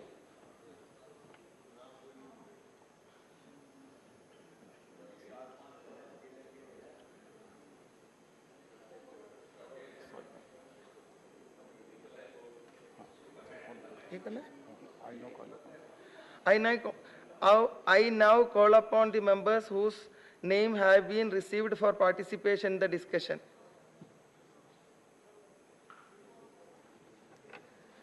Honorable Sri Sujit Kumar. Thank you, Honorable Vice Chairperson. Ma'am, I'm fortunate and I draw a lot of inspiration because you are in the chair most of the time I get to speak. I, on behalf of my party, Biju Janata Dal, support this bill, ma'am, because it's a very forward-looking bill. In fact, this is a subject which is very close to my heart, and I've often spoken in this August House about this during zero hour and during question hour. Now, let me explain, ma'am, what is the rationale behind this bill? Why was this bill brought in? The National Research Foundation Bill 2023 will replace the Science and Engineering Research Board Act of 2008 and subsume the Science and Engineering Research Board, SERB in short, into the National Research Foundation, NRF in short. Now, the SERB Act of 2008 did a great job in laying the foundation of science and engineering in our country, but because of the limited mandate of the Act, the SERB, the board, could not suffice, and also it did not bring about a decisive change in the research and innovation ecosystem of our country. So the hope is that, ma'am, this bill, NRF 2023, will bring about an integrated and holistic change and in the research innovation ecosystem of our country. It will bring about a perceptible change in the innovation landscape of our country by tapping into universities, higher education, and the private sector. Ma'am, research is a very capital-intensive business. So unless you bring in the private sector to support the research activities and the research ecosystem, I think you cannot have a world-class research. So this is why this is a very forward-looking bill, ma'am. Let me provide some context. Ma'am, today we spend less than 0.7% of our GDP on research. Comparable figures: Israel 4.8, South Korea 4.5, US 3.2 odd, China 2.5 odd. So we are really pathetic when it comes to spending on our research budget. On top of it, private sector spend on research is less than half, close to 40% in our country. Whereas for most of the OECD countries or for most of the top economies, it is anywhere between 70 to 80%. So I think, ma'am, that this bill hopefully will correct this situation.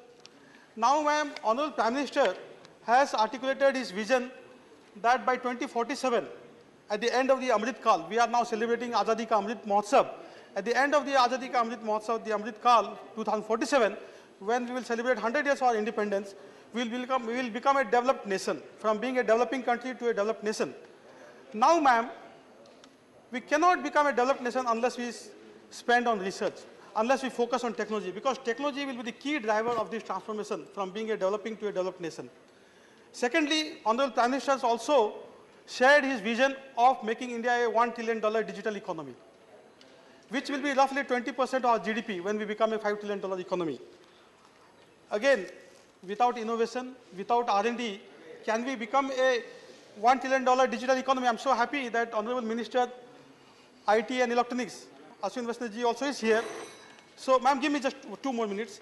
So, this is why it is very essential that R&D, which is the bedrock of scientific discoveries or technological innovation, is so essential if we are to tackle the challenges of our country, whether it's climate change or food insecurity or other things.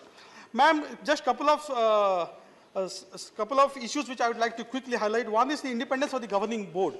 Though the NRF in the bill itself talks of independence and autonomy of the board, I hope that the government will follow it in letter and spirit. And that, please conclude your time. Just, ma'am, just one more minute. Please. And that clear and transparent criteria is laid out for selection of the scientists who will be part of the board. Secondly, there will be more focus on allocating sufficient fund to the state universities also, not just the IITs, not just the central universities, but state universities also get fund. And finally, ma'am, social science, humanities is as essential as pure science. And this is why the governing board should consist of eminent social scientists as well. Ma'am, just 30 more seconds. Ma'am, technology will decide the geopolitics of our time. It will decide the destiny of nations. It's the new wealth, ma'am. Technology is the new wealth of nation. This is why the choice we make today as a nation, as to the direction of our research, direction of our technology, will decide whether we become a great power. Ma'am, I'll end by just saying one of my favorite quote. Ma'am, the single most factor which decides the intellectual, social, or economic progress of a nation or the well-being of its citizens is dependent on the creation and acquisition of knowledge. This is why this is a great bill, ma'am, and I support it. Jai Jawan, Jai Kisan, Jai Vigyan, Jai Anusandhan. Thank you. माननीय Ayodhya rummy Reddy Allah. For giving me the opportunity to talk on the Anusandhan National Research Foundation Bill 2023. Madam, this bill is a very transformative one that holds the immense promise for India's future. The establishment of NRF is going to set up and going to give a new direction to reshape our nation's research, innovation, and entrepreneurial landscape. Madam, we have to understand the current status of research and development in our country, and also the innovation and the entrepreneurial landscape.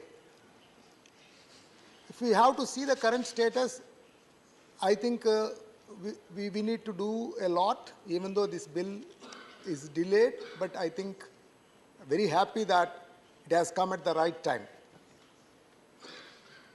For India to be a developed nation, certainly the research and innovation in line with our needs certainly have to be looked at. And today when I see in sectors like infrastructure, in manufacturing, agriculture and services, all the four sectors if we look at, I think, we have not innovated. We just borrowed certain things and we are trying to move with that. The time has come. Certainly on innovation, India with its own geopolitical situations need to innovate solutions for themselves. A lot of focus need to go into that. Same way research also. Lot of, we have our Sanatan, value system. Taking that into consideration, we have to move on improving our research initiatives, which I'm sure the world will be just looking forward to, and we have that important responsibility. If I have to say on the agriculture side also, there is so many innovative thoughts that were there at the ground level, and also entrepreneurial skills that are available. This, I think, NRF, under the chairmanship of Honorable Prime Minister, I think it is really going to give a direction. The status, if you look at India, we are just 255 researchers per million people. Against the developed countries, more than 4,000 to 5,000. The entire machinery that we have to look at, around the research, I think, from the village level to the research, to the universities level, there is a, we don't have the adequate machinery that need to be looked at, and all that must come as a strategic planning from NRF. And then the money. Money also we spend very, very little. Just 0.65% of the GDP is spent by India against a global average of 1.8%, and especially the developed nations 2 to 3% and even up to 5%. So what I only want to say, madam, this particular bill is handy in identifying our requirements for this nation on research, development, innovation, and the entrepreneurial landscape, and identifying a master plan and putting up the right teams in place, team starting from the highest level of research up to the ground realities of agriculture. We need to have the right kind of budget allocations in place, and that sort of a roadmap, I think, is going to give a direction to this country, and this bill is very apt, and we support this bill from YSR Congress Party. Thank you for giving me this opportunity. Thank you. Mananiya Kanak Medula Rabindra Kumar.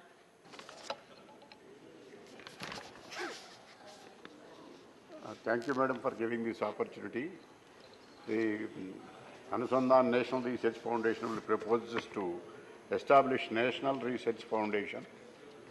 This body aims to direct research in the strategic area ranging from science to humanities. It plans to involve the private sector, which currently contributes around 36%, to research and development. Expenditure is to bigger way. Not only this bill provides for to undertake an annual survey of outcomes of scientific research in India with a view to create a central repository for the collection, interpretation and analysis of information and data surrounding such research, and the aims of repository would include providing information for policy formulation and advising the central government and state government as well as private sector. The bill proposed to create a conducive atmosphere to promote research. It is in every field. Coming to the bill, this bill is section clause 3. The object is the foundation to serve the apex body to provide high-level strategic directions for research, innovation and entrepreneurship in the fields of natural science, including mathematical science, engineering, technology and environmental. But the establishment with regard to the governing body has been constituted under the ex officio chairpersonship of Honorable Prime Minister. Definitely it will serve the purposes, but the Act provides another provision that to create an executive council to implement the provisions of the Act. But there is an ambiguity with regard to the qualifications and eligibility criteria to the members and experience, and the tenure has to be clarified. Coming to the other aspect, the constitution of committees. The Executive Council is empowered to constitute committees necessary efficient discharge of the duties and performance. The functions of the executive committees and the respective committees also have to be clarified. That is, there is no specific provision in this Act.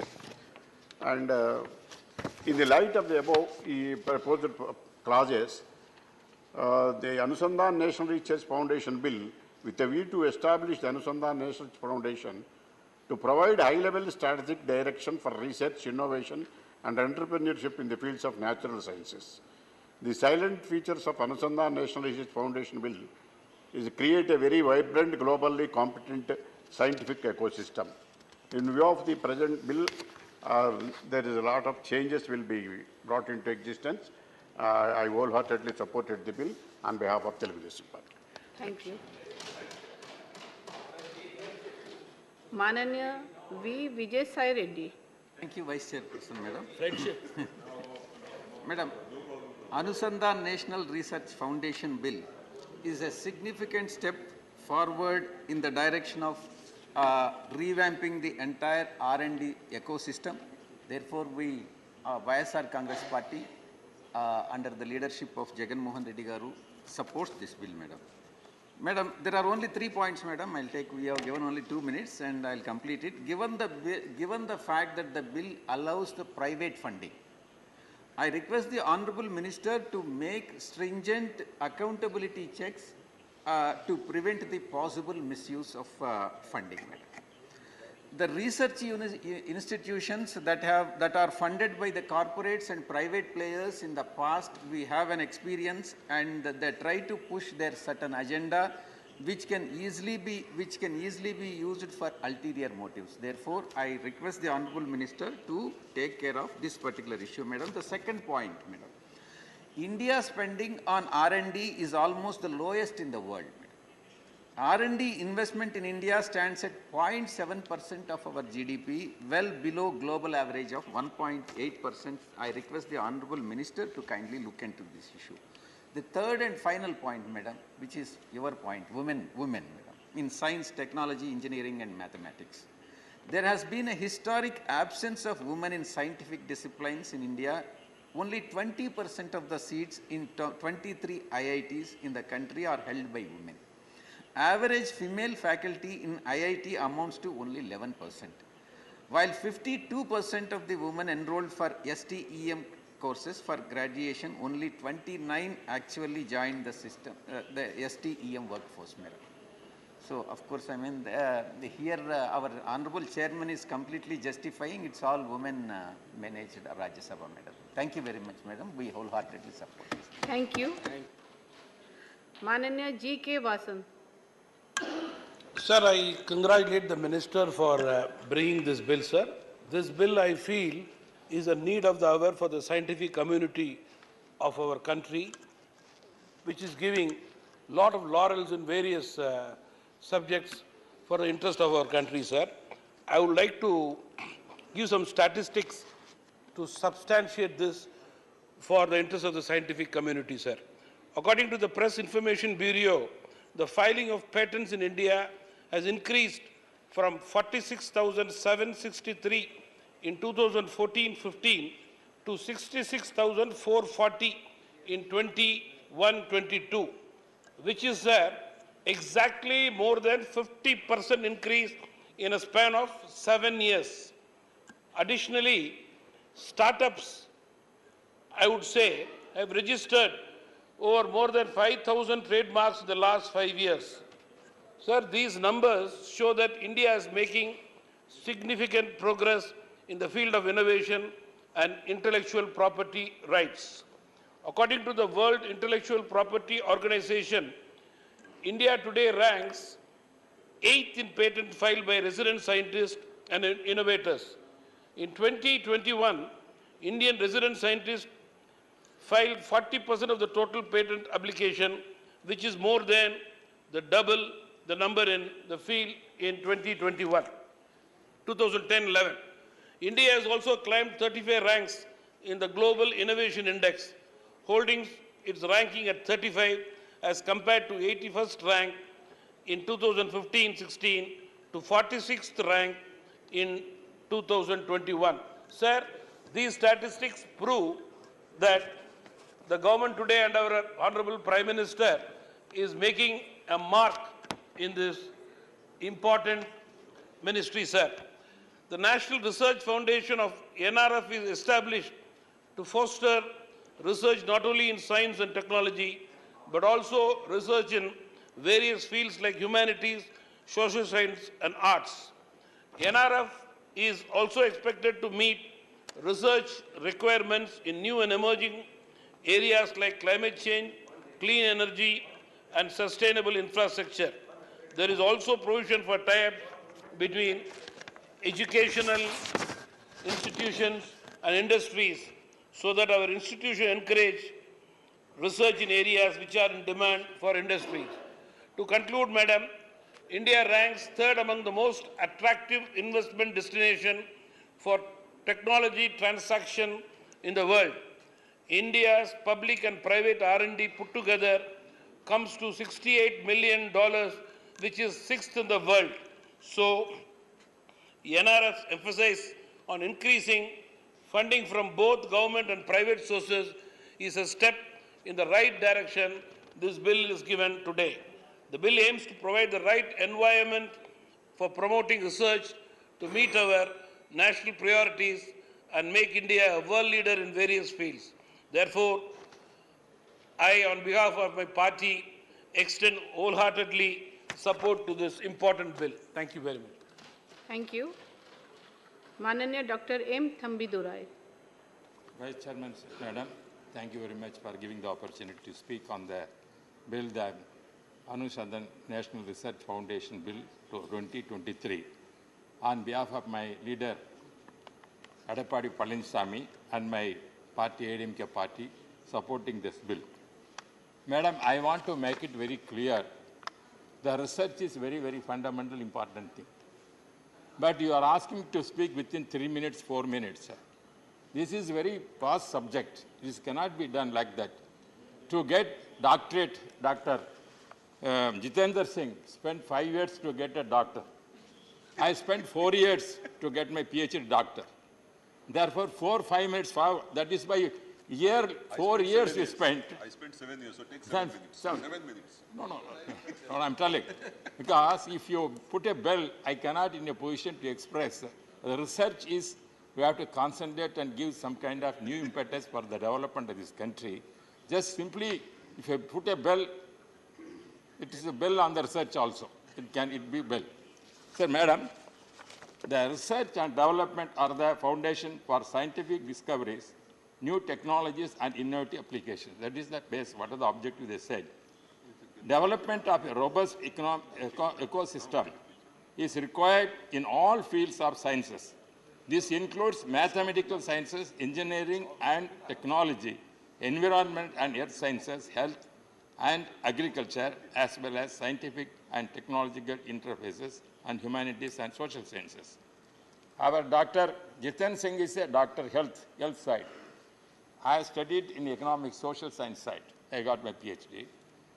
But mathematics and everything we are telling, engineering, now we are facing in India, the students are not opting for mechanical engineering and civil engineering and also electrical engineering. This is the basic thing for engineering side. Everybody is IT. They want to go to the IT minister is here. They want to go to computer science. The engineering college means base 3 things. Everybody is a computer science, means IT like that, means even arts college they are giving BSc, computer science, BCA and everything like that. Therefore, the importance of this the civil engineering mechanics going down, it is the high time this research foundation has given some kind of fund and gives a new syllabus, and this is the basic for the development. Our friend said developing country. It is not to developing. Already we are developing country. To develop the country, we have to go to research is very important. Without that, we cannot develop. That is more important. This ministry, scientific this ministry, is giving some funds for the colleges and some kind of universities. Same way, AICT also giving some funds here and there. What they are giving, 10 lakhs, 5 lakhs for the institutions. Even I don't know, with that what research can be done. That is why I told you put a bell, I know that. Because the research is a very basic thing. If we want time to put patient because you have put a bell. The bill also can be, that is all. But fundamentally I want to make I am academician. Research is very important. Without research, we are not developed. Especially our Vijay Sagar said, one point, this encouraging the public sector enterprise as well as private sector to invest in the activities of the foundation. Madam, this is very important. The government has to take care of that. The corporate sectors, how they are allocating the funds for research and development.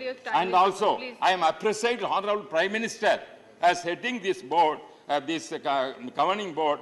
This is a very phenomenal thing, and also that shows the vision of the Prime Minister Narendra Modi wants to give the importance for research, because he is always giving such kind of development for that.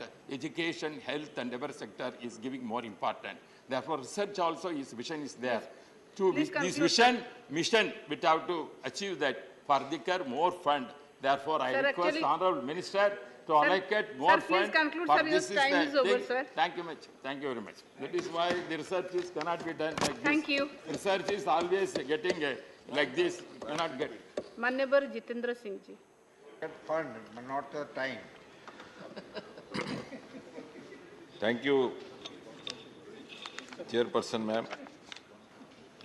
At the outset, I have to thank the honorable members who have given very useful inputs. Mr. Sujit Kumar, Mr. Ayodhya, Ravi Reddy Allah Garo, Mr. Kanaka Medalla, Ravindra Kumar, thode hi hain.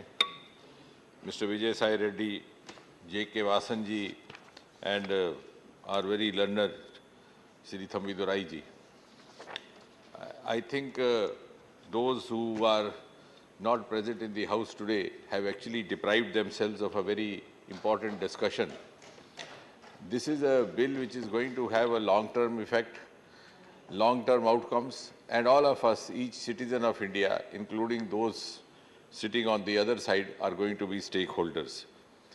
To that extent, this is possibly history in making. When history happens, we don't realize. When it is written, we realize that we were part of it. And now, ironically, destiny leaves it to us, the choice, whether to make ourselves part of the history or not. Those who have not, I hope, will not one day repent that they were not here in this house, because we were actually, the government was looking forward to have more constructive inputs from them as well. Most of the points saliently have been raised. The House is not in a mood for a very long discussion. And as has been rightly mentioned, ever since Prime Minister Modi took over in 2014, he has, one after the other, taken a number of path-breaking decisions, broken several taboos of the past in order to liberate India of those self-made barriers so that we could have a global role.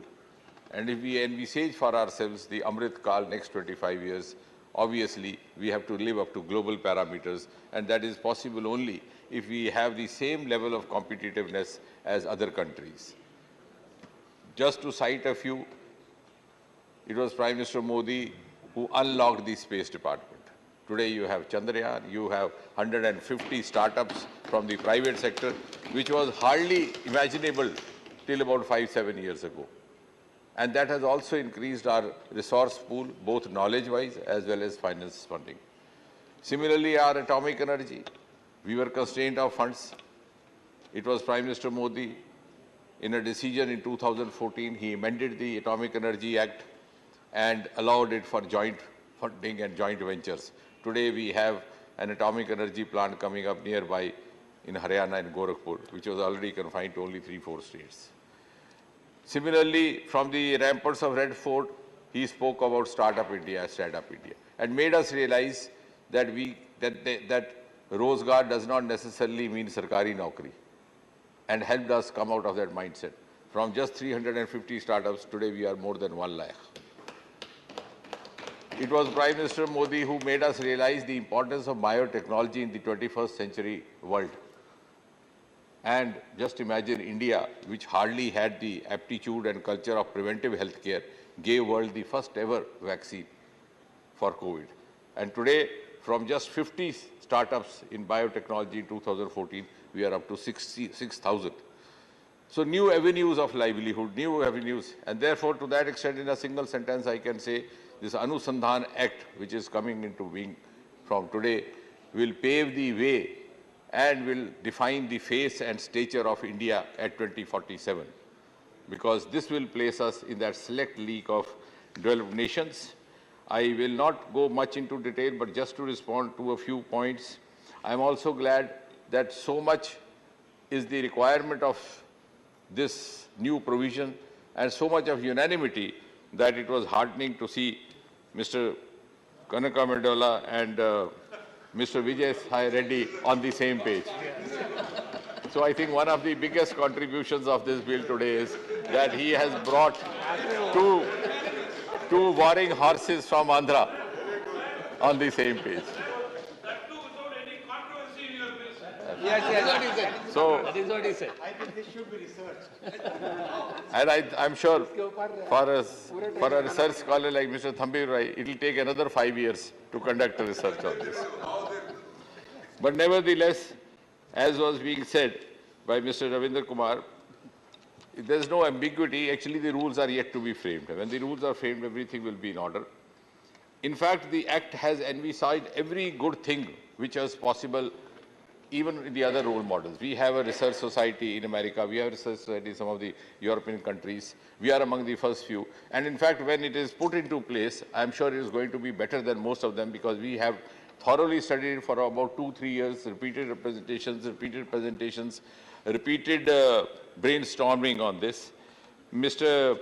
Vijay Sai Reddy rightly mentioned the accountability check. If you go through the details of the bill, you will find that the Executive Council also mandated not only to monitor the progress of the different projects, but also to analyze the accountability of the funding at different stages. To begin with, when the funding is decided for a project, whether it is required, how much, is it justified, and then from stage to stage, how best it is being put to use for which it was meant. And as he rightly mentioned that the R&D spending was very low in this country, this is one of the important issues which is going to be addressed by this bill. We are going to have a budget of 50,000 crore for 5 years, out of which 36,000 crore, almost 80% is going to come from the non-government sources, from industry, from philanthropists, even from domestic as well as outside sources, which is not difficult because it comes to about 7,200 crore per year.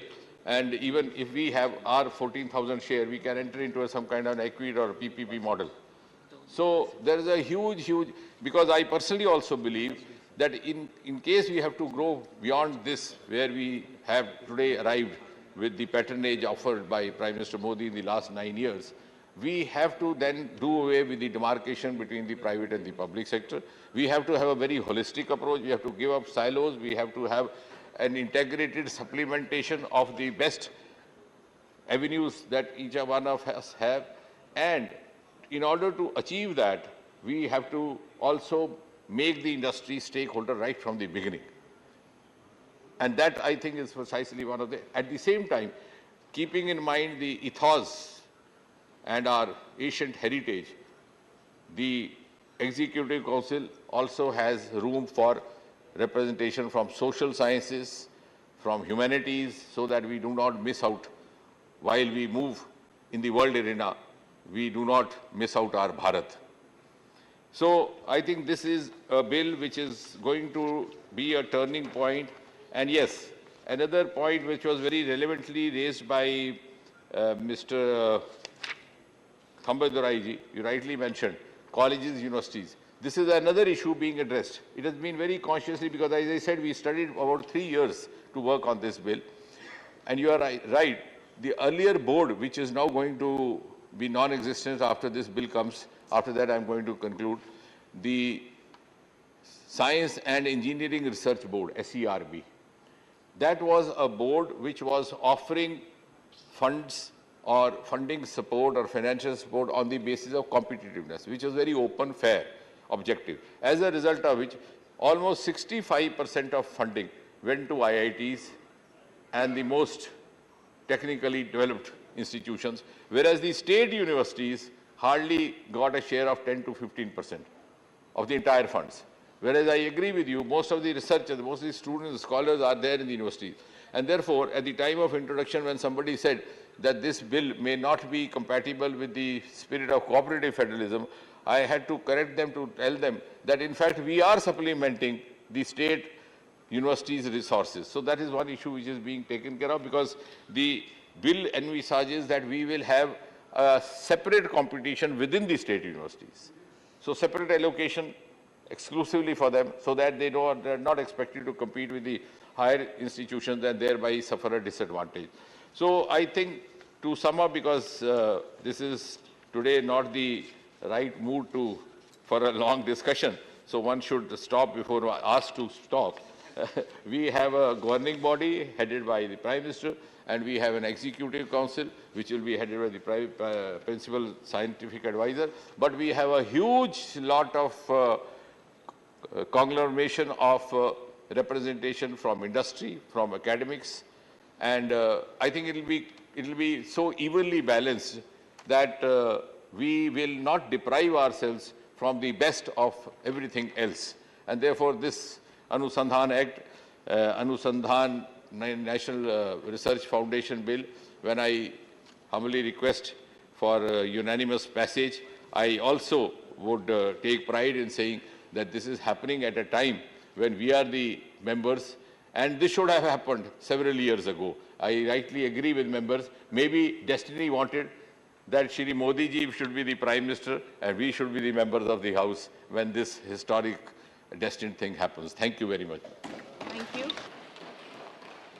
The question is that the Anusandhan National Research Foundation Bill 2023 as passed by Lok Sabha be taken into consideration. Those in favor of will please say aye. Aye. Those against will please say no. I think the ayes have it, the ayes have it, the ayes have it. The motion is adopted. We shall now take up clause by clause consideration of the bill. Clause 2 and 3 stand part of the bill. Those in favor of will please say aye. Aye. Those against will please say no. I think the ayes have it, the ayes have it, the ayes have it. Clause 2 and 3 are adopted. Clause 4 stands part of the bill. There are 6 amendments. Number 1 to 4 by Sri Binoy Vishwam. Not present. Number 11 and 12 by Dr. B. Sivdasan. Members absent. Amendments not moved. I shall now put clause 4 to vote. Those in favor will please say aye. Aye. Those against will please say no. I think the ayes have it, the ayes have it, the ayes have it. Clause 4 is adopted. Clause 5 stands part of the bill. There are 4 amendments. Number 5 to 7 by Sri Binoy Vishwam. Number 13 by Dr. Sivdasan. Member absent, amendment not moved. I shall now put clause 5 to vote. Those in favor of will please say aye. Aye. Those against will please say no. I think the ayes have it, the ayes have it, the ayes have it. Clause 5 is adopted. Clause 6 stands part of the bill. There is 1 amendment. Number 8 by Sri Binoy Vishwam. Member absent, amendment not moved. I shall now put clause 6 to vote. Those in favor of will please say aye. Aye. Those against will please say no. I think the ayes have it, the ayes have it, the ayes have it. Clause 6 is adopted. Clause 7 and 8 stands part of the bill. Those in favor of please say aye. Aye. Those against will please say no. I think the ayes have it, the ayes have it, the ayes have it. Clause 7 and 8 are adopted. Clause 9 stands part of the bill. There is 1 amendment by Sri Binoy Vishwam. Member absent, amendment not moved. I shall now put clause 9 to vote. Those in favor will please say aye. Aye. Those against will please say no. I think the ayes have it, the ayes have it, the ayes have it. Clause 9 adopted. Clause 10 stands part of the bill. Those in favor will please say aye. Aye. Those against will please say no. I think the ayes have it, the ayes have it, the ayes have it. Clause 10 is adopted. Clause 11 stands part of the bill. There is 1 amendment by Sri Binoy Vishwam. Member absent, amendment not moved. I shall now put clause 11 to vote. Those in favor will please say aye. Aye. Those against please say no. I think the ayes have it, the ayes have it, the ayes have it. Clause 11 is adopted. Clause 12 to 27 stands part of the bill. Those in favor will please say aye. Aye. Those against will please say no. I think the ayes have it, the ayes have it, the ayes have it. Clause 12 to 27 are adopted. Clause 1, enacting formula, the title stands part of the bill. Those in favor will please say aye. Aye. Those against will please say no. I think the ayes have it, the ayes have it, the ayes have it. Clause 1, the enacting formula, the title are adopted. Dr. Jitendra Singh ji. Ma'am, I move that the bill be passed. Motion moved that the bill be passed. The question is that the bill be passed. Those in favor will please say aye. Aye. Those against will please say no. I think the ayes have it, the ayes have it, the ayes have it. The bill is passed.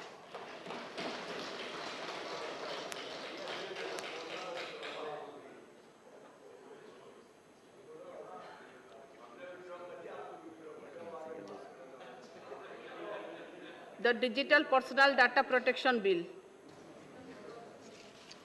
Honorable Chairperson, ma'am, I rise to move that the bill to provide for the processing of digital personal data in a manner that recognizes both the right of individuals to protect their personal data and the need to process such personal data for lawful purposes and for matters connected therewith or incidental thereto, as passed by Lok Sabha, be taken into consideration.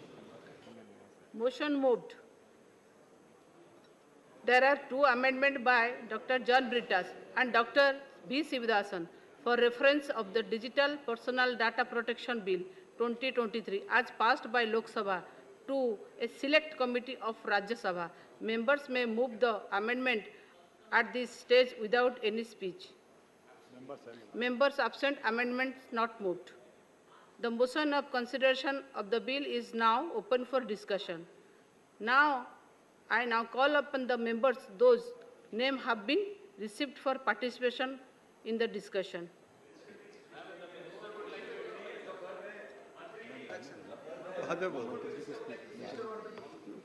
Okay. Honorable Chairperson Ma'am, पिछले 9 वर्षों में जिस तरह से माननीय प्रधानमंत्री श्री नरेंद्र मोदी जी ने digital India के माध्यम से देश भर में सेवाओं को गरीब से गरीब घर तक पहुंचाने का एक नया आयाम रचा है, आज सारी दुनिया में उसकी चर्चा है। आज अगर हम देखें तो हिंदुस्तान में करीब 90 करोड़ देशवासी हमारे ऐसे हैं जो कि इंटरनेट से जुड़े हैं और प्रैक्टिकली ज़िंदगी के हर पहलू में डिजिटल ट्रांजैक्शंस की मदद से जीवन की सेवाएं ले रहे हैं। और इसके पीछे माननीय प्रधानमंत्री श्री नरेंद्र मोदी जी की एक बहुत ही दूरदर्शी सोच है। ऐसी परिस्थितियों में जहां डिजिटल हमारी ज़िंदगी का एक बहुत इम्पोर्टेंट हिस्सा बन चुका है, उसमें पर्सनल डेटा और विशेषकर डिजिटल पर्सनल डेटा उसको सुरक्षित रखने के लिए आज ये बिल लेके आए। आज अगर बहुत अच्छा होता कि विपक्ष के हमारे साथी भी 140 करोड़ देशवासियों को जो एक अधिकार दिया जा रहा है, उस अधिकार के देने के सहभागी बनते, लेकिन विपक्ष को आज तक कभी भी हमारे देशवासियों के अधिकारों के प्रति कोई सजगता नहीं थी। वो आज भी इन खाली बेंचों से क्लियर दिखाई देता है। मैं धन्यवाद देना चाहूँगा जो आज इतने सिंसियरली प्रेजेंट है और देश के 140 करोड़ देशवासियों को ये अधिकार देने में इस सदन के माध्यम से एक बहुत बड़ा उपयोगी काम कर रहे हैं। सभापति महोदया, मैं बहुत शॉर्ट में इस बिल के बारे में सदन के समक्ष रखूंगा। सबसे पहले इस बिल के लिए कंसल्टेशन बहुत हुआ है। पिछले करीब 6 वर्षों से इस बिल के ऊपर काम चल रहा था। जॉइंट पार्लियामेंट्री कमेटी बैठी, कमेटी ने कई 100 से अधिक मीटिंग्स की, 48 ऑर्गेनाइजेशंस के साथ कंसल्टेशन हुआ, 39 मिनिस्ट्रीज के साथ कंसल्टेशन हुआ, करीब 24,000 कमेंट्स आए और उसके बाद में डिटेल्ड कंसल्टेशन के बाद में ये बिल सदन के समक्ष लाए। सभापति महोदया, इस बिल में जितने भी साधारण नागरिक जो डिजिटल सेवाएं उपयोग करते हैं, उन सबको नए अधिकार दिए गए और जो भी संस्था किसी भी व्यक्ति के डेटा को लेती है, उपयोग करती है, उसके ऊपर बहुत सारे ऑब्लिगेशंस डाले गए। उन ऑब्लिगेशंस के बारे में आपके समक्ष रखूंगा। सबसे पहले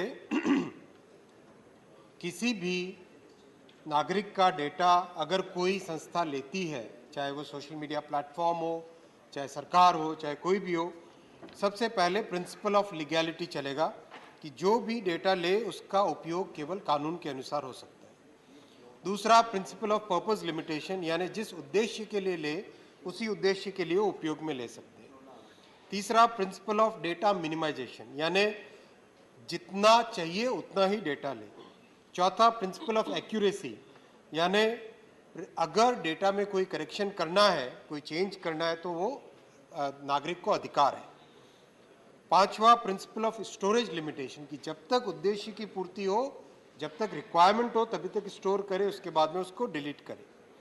छठा, प्रिंसिपल ऑफ रीजनेबल सेफगार्ड्स, यानी पर्सनल डेटा को सिक्योर रखने के लिए जितने रीजनेबल सेफगार्ड्स लेने चाहिए वो सब सेफगार्ड्स लिए जाएं। सातवां, प्रिंसिपल ऑफ अकाउंटेबिलिटी, यानी जिस भी संस्था ने, जिस एंटिटी ने डेटा लिया है, उनकी जिम्मेदारी है कि इस कानून के तहत जो अधिकार दिए गए, उन अधिकारों के साथ में नागरिकों की डेटा की सुरक्षा करें। सभापति महोदया, नागरिकों को 4 अधिकार दिए गए। राइट टू एक्सेस इंफॉर्मेशन, अपनी पर्सनल डेटा के बारे में कि क्या डेटा लिया गया है उसके बारे में इंफॉर्मेशन दे सके। Second, right to correction of personal data and right to erasure, यानी अगर कोई व्यक्ति चाहे कि मेरा डेटा नहीं होना चाहिए सोशल मीडिया पे, तो राइट टू इरेजर है। इसको राइट टू फॉरगॉटन भी बोलते हैं कई ज्योग्राफीज में। राइट ऑफ ग्रीवेंस रिड्रेसल बहुत ही इंपॉर्टेंट है, अगर किसी को कोई शिकायत हो तो उसका एक बहुत अच्छे तरीके से माध्यम बनाया गया है। And right to nominate in case of death and incapacity. सभापति महोदया, इम्प्लीमेंटेशन के लिए बहुत ही एक अच्छा सिस्टम बनाया गया है प्रस्तावित इस बिल में। एक इंडिपेंडेंट डेटा प्रोटेक्शन बोर्ड बनेगा जिसकी डिजिटल बाय डिज़ाइन, यानी जो दिल्ली में, बेंगलुरु में, मुंबई में रहने वाले समर्थ नागरिकों को जो सुविधाएं हैं, वही एक्सेस टू जस्टिस मिले देश के उन क्षेत्रों में रहने वाले नागरिकों को भी जिनके पास इतना सामर्थ्य नहीं है, जिनके पास इतनी फैसिलिटीज़ नहीं है। ये प्रधानमंत्री श्री नरेंद्र मोदी जी की सबका साथ सबका विकास की सोच को दर्शाता है। सभापति महोदया, इस बोर्ड में एक्सपर्ट्स रहेंगे जो इस डेटा की फील्ड को समझते हैं, और बोर्ड कानून के द्वारा इंडिपेंडेंट है। कानून के द्वारा इंडिपेंडेंट है। सारे प्रोविजंस जिससे इंडिपेंडेंस गारंटी हो सके वो कानून में रखी गई है। इस बोर्ड के ऊपर टेलीकॉम डिस्प्यूट्स की जो ट्रिब्यूनल है टीडी सेट, उसमें अपील की जा सकती है और उसके ऊपर सुप्रीम कोर्ट में जा सकती है। 2 बड़े अच्छे लीगल इनोवेशंस रखे गए हैं इस डिजिटल इकोनॉमी को और प्रोत्साहित करने के लिए। पहला है वॉलंटरी अंडरटेकिंग। मान लीजिए किसी से कोई अनजाने में भूल हो गई, तो डेटा प्रोटेक्शन बोर्ड के पास आ जाए और कहे कि हमसे भूल हो गई, ये पेनल्टी है और ये हमने इसमें सुधार किया, तो उस केस में व्यक्ति आगे बढ़े। दूसरा, ऑल्टरनेट डिस्प्यूट रेजोल्यूशन की बहुत अच्छी एक व्यवस्था रखी गई है जिससे कोर्ट्स के ऊपर बहुत ज़्यादा बोझ न बढ़े। सभापति महोदया, जैसे आज चेयर में और टेबल पे दोनों जगह हमारी बहनें हैं, मैं बहन कहने का दुस्साहस कर रहा हूँ, माफ़ कीजिएगा, आदरणीय बहन है, उसी भावना से माननीय प्रधानमंत्री जी ने हमेशा मातृशक्ति और मातृवंदना पे बहुत जोर दिया है। ये बिल पहला बिल है जिसमें ही की जगह शी का इस्तेमाल किया गया है, हिस की जगह हर का इस्तेमाल किया गया है, और इसकी विश्व भर में आज चर्चा है कि ये एक जो नारी शक्ति को सम्मान देने का तरीका है, वो सम्मान देने का तरीका दुनिया भर में इसका प्रचलन किया जाए। सभापति महोदया, इस बिल में बहुत ही सरल भाषा में बिल को ड्राफ्ट किया गया है। प्रधानमंत्री जी का हमेशा मार्गदर्शन ये रहा है कि कानून ऐसी भाषा में लिखा जाए जो हमारा सामान्य मानवी भी उसको पढ़े तो उसको पढ़ के समझ सके, उसका इंटरप्रिटेशन कर सके, उसका उपयोग कर सके। बहुत सारे विषय कई फोरम्स में उठे, शायद आज भी उठेंगे। मैं 2-3 पॉइंट्स को एकदम क्लियर करना चाहता हूँ। पहला, आरटीआई के विषय में एक विषय उठा है मुद्दा। पुट्टा स्वामी जजमेंट आने के बाद में राइट टू प्राइवेसी एक फंडामेंटल राइट बनी है।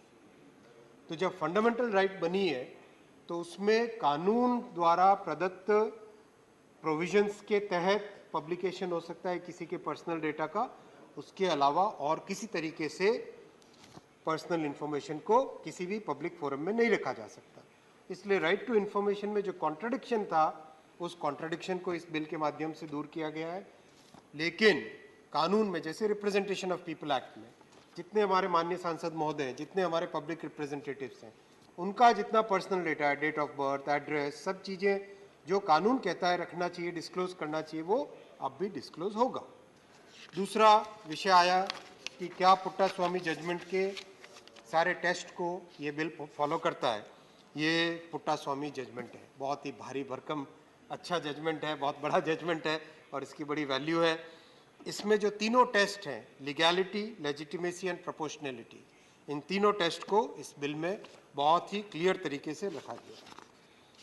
तीसरा, सरकार को जो एग्जेम्पशंस दिए गए, सभापति महोदय आपके समक्ष में रखना चाहूँगा कि दुनिया का जो सबसे स्ट्रिंजेंट बिल है, जीडीपीआर, यूरोप में जो पालन होता है, उसमें सरकारी कामकाज के लिए, कानून की व्यवस्था के लिए और कोर्ट्स की व्यवस्था के लिए 16 exemption है. 16 exemptions are there in the GDPR. We have given only 4 exemptions in this bill. So this bill is very pro-citizens. This bill is very much pro-privacy. This bill is very much in the spirit of the government, where we would like to make sure that every citizen's data is fully protected. I request all the honorable members to participate in the debate and pass this bill with unanimous vote. Thank you. The motion for consideration of the bill is now open for discussion. I now call upon the members whose names have been received for participation in the discussion. Dr. Amar Patnaik. Thank you, Madam Vice Chairperson. And thank you, Honorable Minister.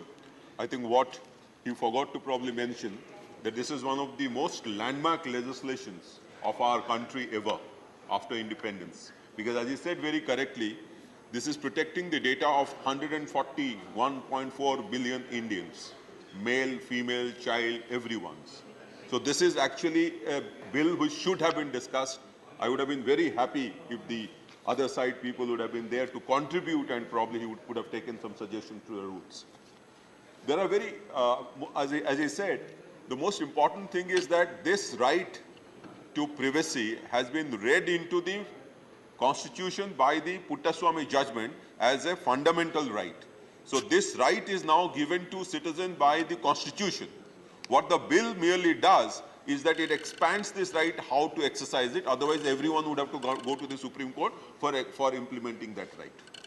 Now, the point is whether, while remaining within the four corners of this judgment, which he was referring to, Honorable Minister was referring to, you know, the purpose limitation, collection limitation, storage limitation, accountability, equality, all these.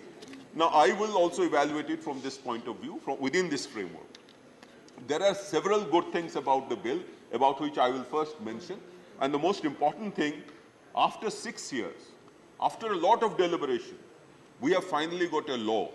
And mind you, this is a law of the largest democracy in the world.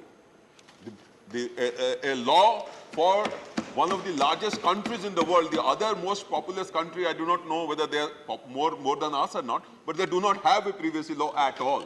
No citizen enjoys privacy in China. So this should be welcome. I wholeheartedly congratulate the government, the minister, the Prime Minister for this entire thing. Second, as you pointed out, this is a gender-neutral law. For the first time, the word "her" has been used, and this is in line with our Honorable Chief Minister Naveen Patnaik's entire model of governance, which is to empower the women more and more, and this will go on to actually empower our women, which falls in line with our ideology. The third point is that the Supreme Court judgment of Puttaswamy, while saying that this is a fundamental right, personal data has to be protected, also said that we have to take advantage of this data for growth of the digital economy, for growth of our country. So balance had to be arrived at. There should be no regulatory overload. So in this point, I support the minister and the bill and the government for no compliance overload at the threshold itself, at the beginning. The earlier versions had a compliance overload at the beginning. The next one, it is very simple, principle-based, because rules should actually take care of the procedures, which was probably not there in the earlier versions of the bill, or even in EU GDPR to that extent. The third thing which I want to point out is illustrations. The bill, for the first time, I have not seen a bill in government which writes illustrations. The next point is, it has created a strong deterrence against data breach. While making the threshold easy, what is not stymieing innovation, it has made the punishments harsh so that people will try to build their own mechanisms to protect the data of citizens. It has removed the concept of anonymized data. Now, I'll explain this in one line, that they were using the previous versions, or even EU GDPR uses the fact that if you can encrypt your data, then the others can use it.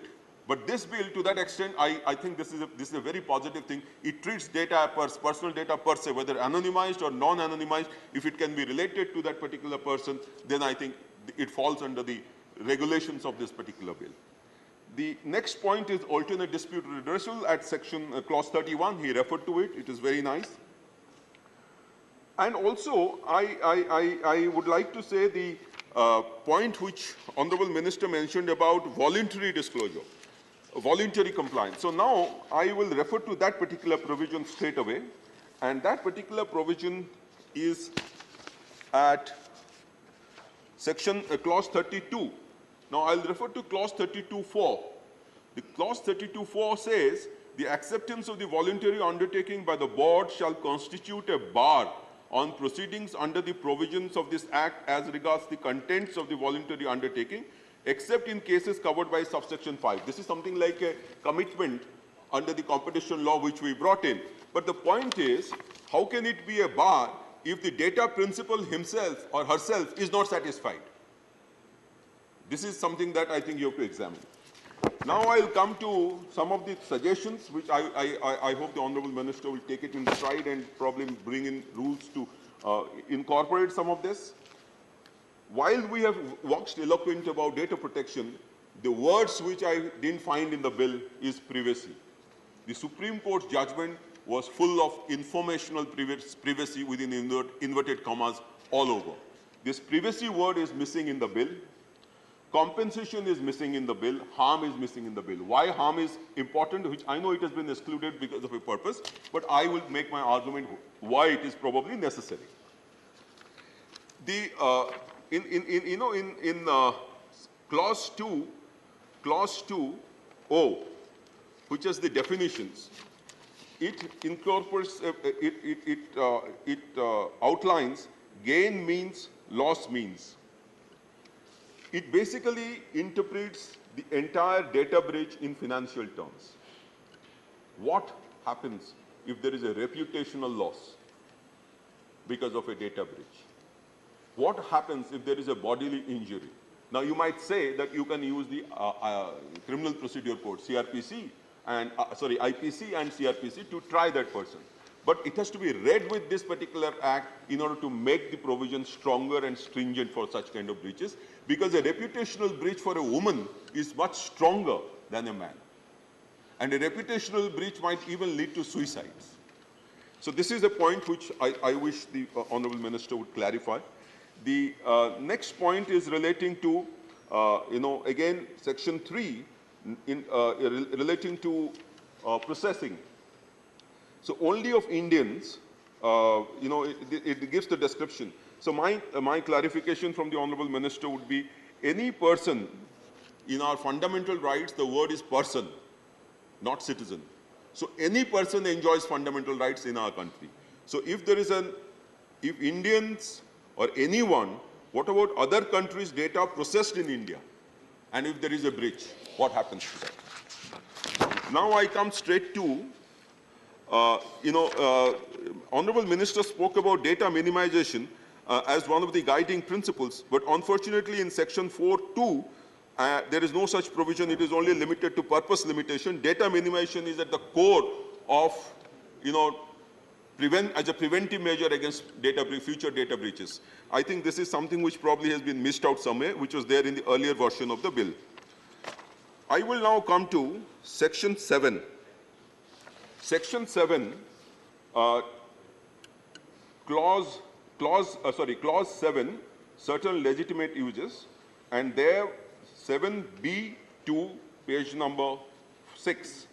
It says that for the state and any instrumentalities to provide or issue to the data principal, a data fiduciary may process personal data of a data principal for any of the following.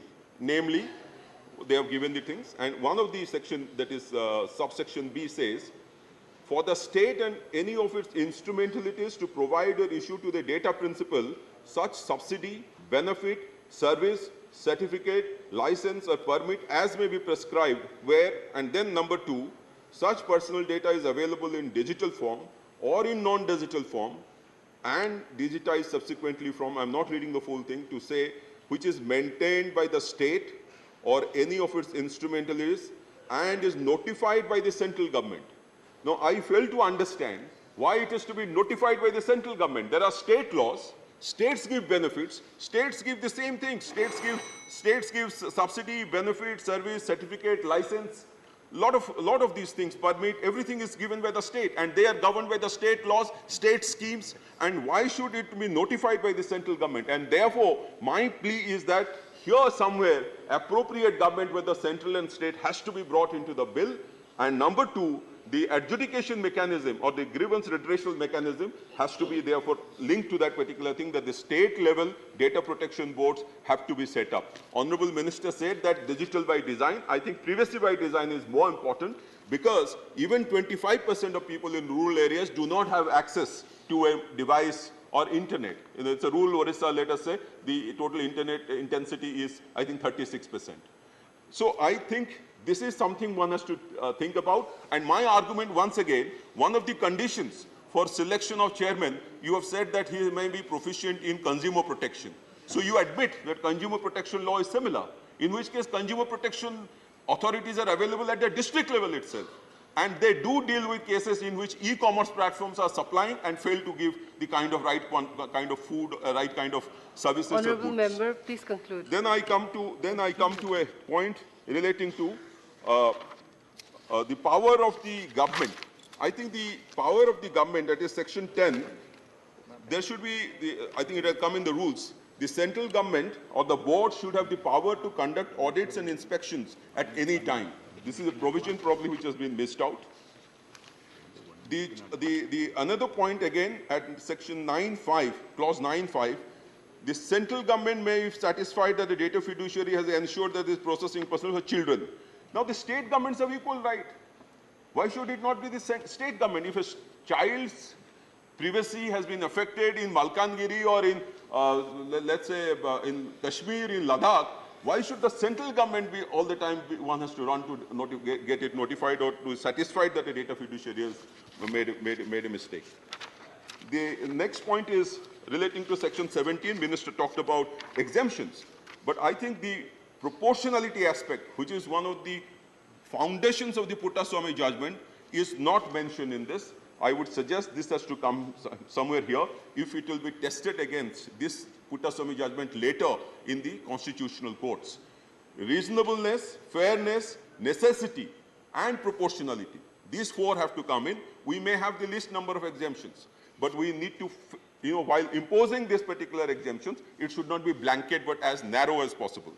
And the restrictions at 17.2a, which has been mentioned, I think should be restricted to Article 19.2 reasonable restrictions, which is given. I carry Article 19.2, in which one of the provisions where reasonable restrictions shall apply is decency or morality. Decency or morality cannot be done in terms of gain or loss. So this should actually feature somewhere in terms of, the breach of data leading to indecency, leading to or immoral activities, leading to reputational loss, leading to bodily injury or anything more. The another point which I would like to say, Honorable Vice Chairman, sir, Vice Chairman, ma'am, is the fact that there is at page 12, 3, this is section, 17. So 17.3, there has been a carve-out, an exemption which has been given for startups. And the carve-out has been given for, maintaining the confidentiality, integrity of the data. I think for any startup, even confidentiality, integrity should be a feature. They have to do this much basic minimum. Carve-out could be given to them to reduce their compliance cost. But carve-out may not be given to them for maintaining the confidentiality, integrity, and completeness of the data. Because this data, if it is incomplete, using generative AI, it can give you completely different relations and discrimination Honorable may continue. member, So the Honorable Minister may kindly consider.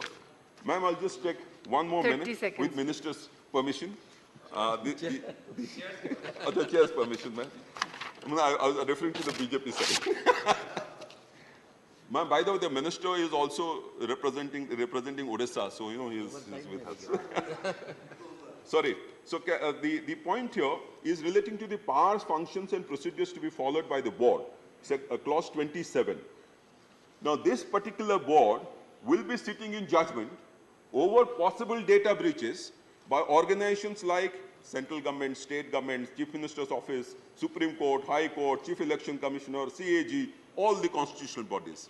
So do you think the current structure which has been prescribed would be sufficient to handle data breach by these organizations who are themselves constitutional bodies? Constitutional bodies. And impose penalty on them in case such a breach has happened. The appellate tribunal, I think this is an innovation they have done. Instead of building another tribunal, I support, ma'am, I'll finish this here. I support this particular thing because Honorable Minister has already clarified the RTI aspect. But in RTI aspect, I think also there is a necessity for clarifying. It says information which relates to personal information. But personal information has not been defined in the bill. It is personal data. So I think that particular clarity also has to be brought in. And the penalties have to be... Ma'am, just last 30 seconds. Penalties, ma'am. Penalties in the schedule, section 33(1). The penalty for breach in observance of additional obligations in relation to children under section 9 has been made 200 crores. But, you know, penalty against children has to be much more stringent. It should be 250. Thank you, ma'am.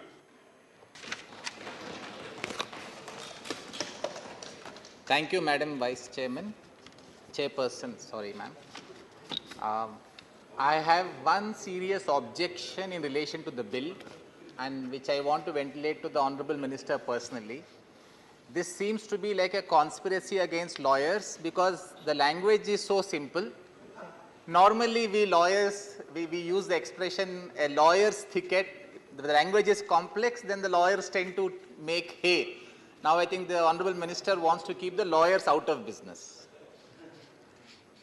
My friend, Mr. Amar Patnaik, Honorable Member, had mentioned that another very interesting feature of this Act, Madam, has been that they have used illustrations, which after a very long time, when I am referring to laws very regularly, I go back to Contract Act of 19th century and a few of the very old laws where illustrations would be used. This Act uses illustrations for explaining the point, which even as a senior counsel, I found it very useful because some of these terms are very new to most of us. So when I saw the illustration, I could immediately understand what the section meant. So this is a very significant feature of the new legislative policy that the central government has undertaken. I compliment the Prime Minister, the Honorable Minister and the government. Ma'am, I think the bill starts off on a very interesting and important point where it treats the person receiving the information as a fiduciary. So this is in the nature of a trust. So I think that itself sets out the context in which how when information is shared by an individual, what is the responsibility that the person who is getting the information ought to discharge. So the use of the expression fiduciary in one quick expression sets out the whole context of the responsibilities that are placed on them. So this is again very laconic and very quickly explaining the entire responsibility on the person. Now, without deviating from the architecture of the Act, Madam, as I mentioned, the Act is simple, it is principle based, it does not offer too much of complexity, but I think a few areas can be improved without deviating, as I mentioned, Madam, from the architecture of the Act. One, I have an equal concern as Honorable Member Mr. Patnaik mentioned, notwithstanding the Honorable Minister's statement that privacy would be fully protected, Puttaswamy judgment of the Honorable Supreme Court would be fully covered. I would, as a lawyer, still be little worried, Madam, that the power which has been granted of exempting the government is little sweeping. It possibly is capable of a misuse at some point of time in future. But I also find, Madam, that clause 37 of the bill enables the government to issue further directions to giving effect to the provisions of the Act itself. So if this power can be used, clause 37 can be used, because I welcome the Honorable Minister's statement that no part of Puttaswamy judgment or the right of privacy as a fundamental right is intended to be breached. So we put at rest any worries or qualms on this front if certain directions can be given in the nature of guidelines or any other manner that the Honorable Minister may deem fit. It may set at rest a lot of these misguided apprehensions possibly. Then, madam, the second feature that I find is in the cross-border processing that has been restricted in certain sense. Clause 10(2) states that this act would be applicable for the processing out cross-border of any information only if goods and services are provided in India. Now, this may take outside the fold processing of information for any potential harms that may eventually be inflicted on India. So, apart from the act being made applicable when goods and services are rendered in India, I would suggest that the government may consider whether they also need to include the mischief of any harm being visited upon any citizens or persons in India by a processing of the Indian data, citizens' private data outside India. Then the fourth point, madam, that I wanted to mention is with regard to the provisions relating to children. Clause 9(5) provides that the central government may, if it is satisfied that a particular data fiduciary has maintained a particular safety threshold, then specific to that data fiduciary, the central government may lower the age from 18. Just very quickly to give the references of other countries, ma'am. UK and US have an age limit of 13 years, which has been looked at the threshold age for children to give consent. EU has 18, but member states can reduce it to 13. Possibly India has taken 18 as the age because that is the contractual age for the purpose of a person giving consent to enter into a contract. But while that may be, I am suggesting that the central government power, instead of it being data fiduciary specific, it could be sector specific. For instance, madam, if in education, if they want to reduce, because a lot of children are now using data for the purpose of educating themselves, an education sector, a particular gaming sector which is not staking money, if sector specific power is exercised by the central government, a lot of central government responsibility can be given to the data protection board with regard to data fiduciary specific exemption for reducing the age. So, central government sets out the areas where the age can be reduced, and the data protection board will grant permission to the data fiduciaries which maintain that safety threshold.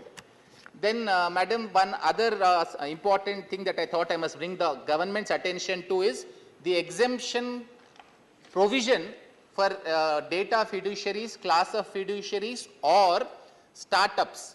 Now, this should not be misused because a potential big data aggregator could set up what we call data mining startup. The only purpose of a startup will be that it will call itself startup. It will mine data if there is an exemption granted to all categories of startups and use that data for the purpose of channeling it for some other purposes. So, some of these exemptions that are likely to be granted may have to be conditioned by specific conditions that may be mentioned. Then lastly, madam, the concept of consent manager is a very welcome step because it will be difficult for individual members, madam, to start. You have 1 minute to conclude. Yes, ma'am, I have 1 minute. I'll finish it in 1 minute, ma'am. The consent manager, this concept is a very welcome feature because what may happen is lot of people could then grant that right to a consent manager.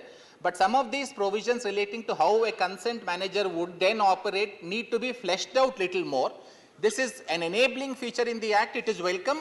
But as I mentioned, madam, that it may have to be fleshed out a little more. So, ma'am, I would compliment the government for coming up with a progressive light touch regulation. I know that the government is testing the waters. It is reposing trust on a wide variety of factors. I'm sure the government would come in and make more stringent provisions if this trust is going to be breached by any of the persons. So, for a starting step, I think we have a first-rate legislation and I compliment the government and my party fully supports it, madam. Thank you. Shri Kanaka Medala Ravindra Kumar. Thank you, madam, for giving this opportunity. The bill was brought into existence originally. Now the government has come with a new draft bill. With regard to the bill, first straight away go to the definitions part.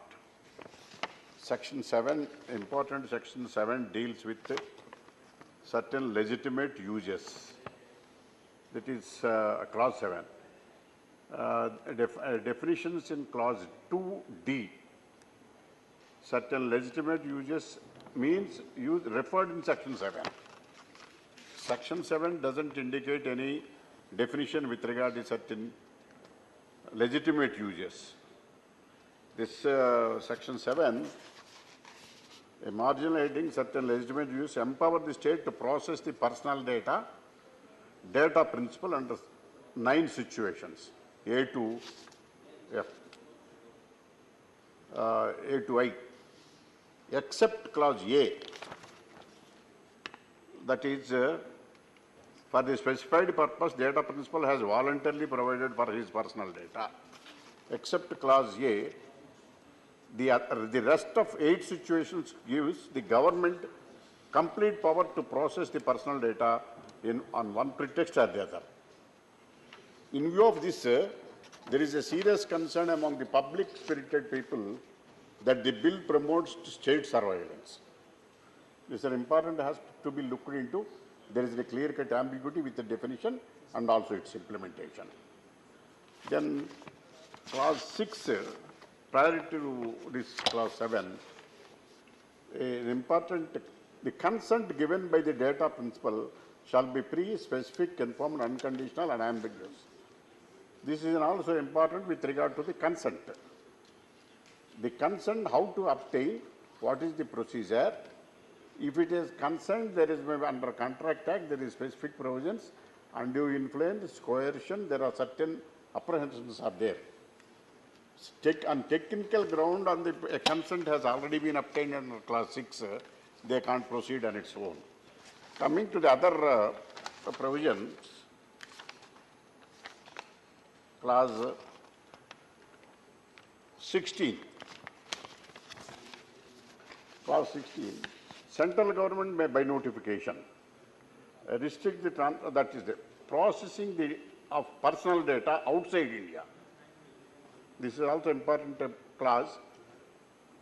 Nothing contained in this section shall restrict the applicability of any law for the time being in force in India for a higher degree protection or restriction or transfer of personal data by data judiciary outside the India relations of 1 any minute person. to conclude. This 1 also. minute. Please conclude. You have 1 minute to conclude. No, time. Only other sort of time. It's an important subject, it has to be cut. Okay, 1 minute you have already. Coming to the clause 18, Data Protection Board. It provides establishment of Data Protection Board. The plain reading of the section provision, clause 18, reveals that the government had too much influence over the proposed Data Protection Board. The provision not even stipulated how many members will be there on the board. This has given more power to the central government according to the HIs. The government aimed towards surveillance state and on the other hand given vast power to the executive arm to the state to prescribe the composition of Data Protection Board of India. This is not a good symptom that has to be reconsidered. Sir, on RT, there are clause, final clause 44, madam. Sir.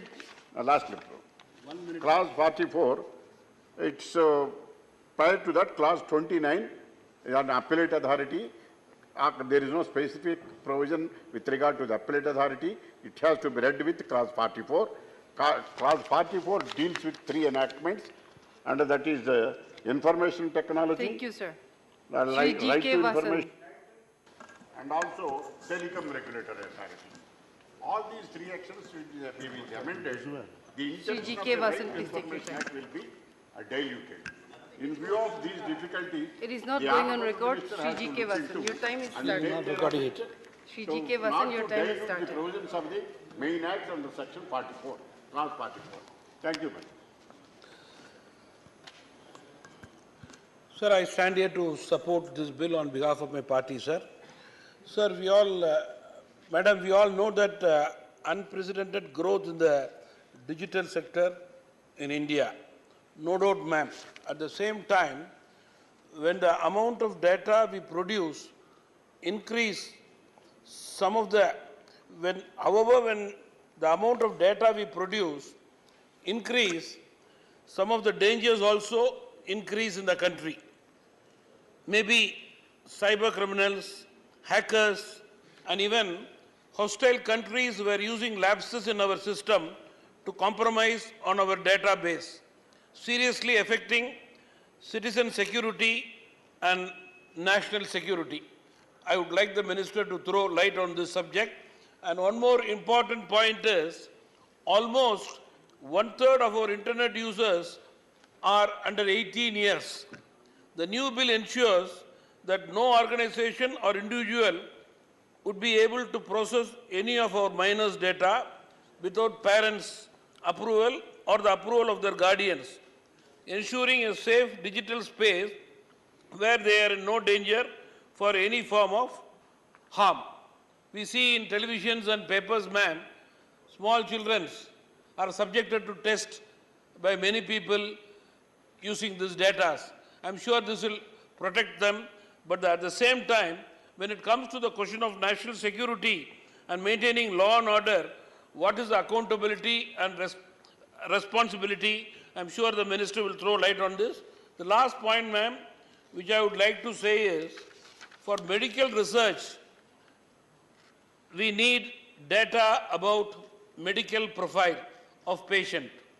Will this bill be detrimental to medical research which is based on statistics?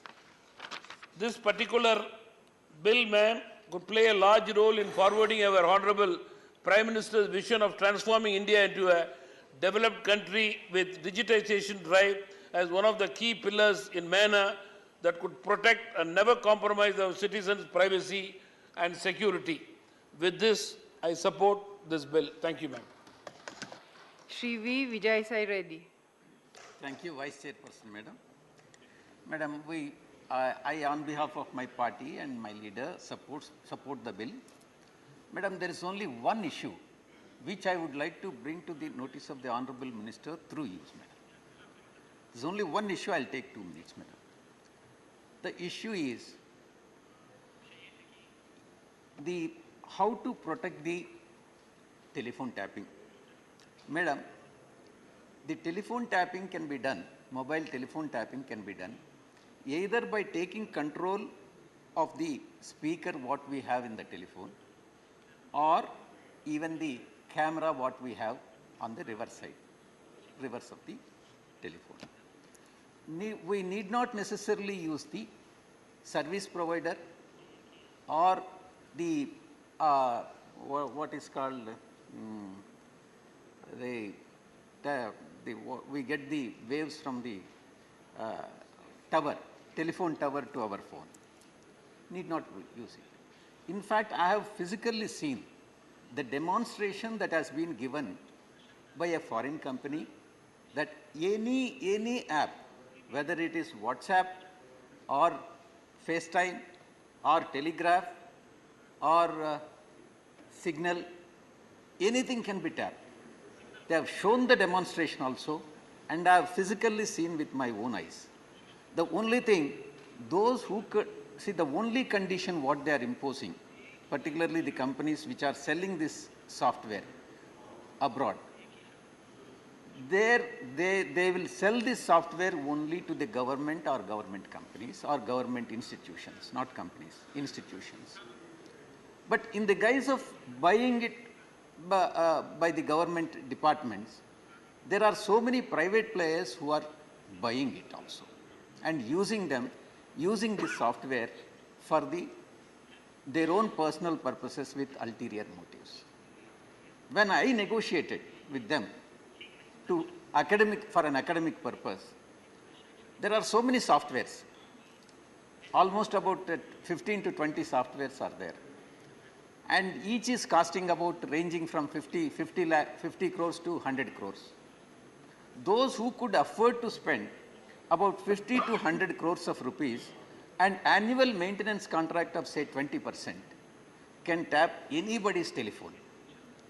And I can send a bug to the my political opponent, Mr. Ravindra Kumar, or he can send a he can send a bug to my telephone, which they have done it during their period of 2014 to 2019, when Telugu Desam Party has ruled the state. They have sent the bug and they have tapped our telephones. Please speak on the bill. So therefore, there is a possibility that the telephone can be bugged, and then the data can be procured by various persons. Sir. I request the Honorable Minister. 1 minute to conclude. You have 1 minute, sir, to conclude. Yes, ma'am. I request the Honorable Minister to find out a solution and bring this, the sellers particularly, those who are selling to the government, it is fine. Those who are selling to the government department, it is fine. I don't know about the law, whether the law prevents it or law permits it, I don't know. But those who are buying it in the name of the government departments and using it for their own personal purposes, particularly the personal data. And the people like Ravindra Kumar will target my personal data. So that is to be protected. I want to know from the Honorable Minister, how does he protect my personal data from these institutions or persons who are trying to secure the personal data through illegal means. Thank you very much, Madam. We support this bill. Dr. M. Thambidurai. Thank you, Vice Chairperson. Madam, I support the bill brought by Aswini ji regarding the Digital Personal Data Protection Bill 2023. I am supporting this on my party. Madam, I am very happy that the Minister not rationally introduced this bill. He introduced and also said, referred to select committee. Select committee, it has gone through and so many recommendations is given. There is a procedure. The procedure is followed. And I think because that of other members gave so many suggestions, he would have taken for that. But in that, as one worry is regarding the health, data. Any persons on the hospitals, they were collecting about these health conditions, everything. This is a personal data, more or less.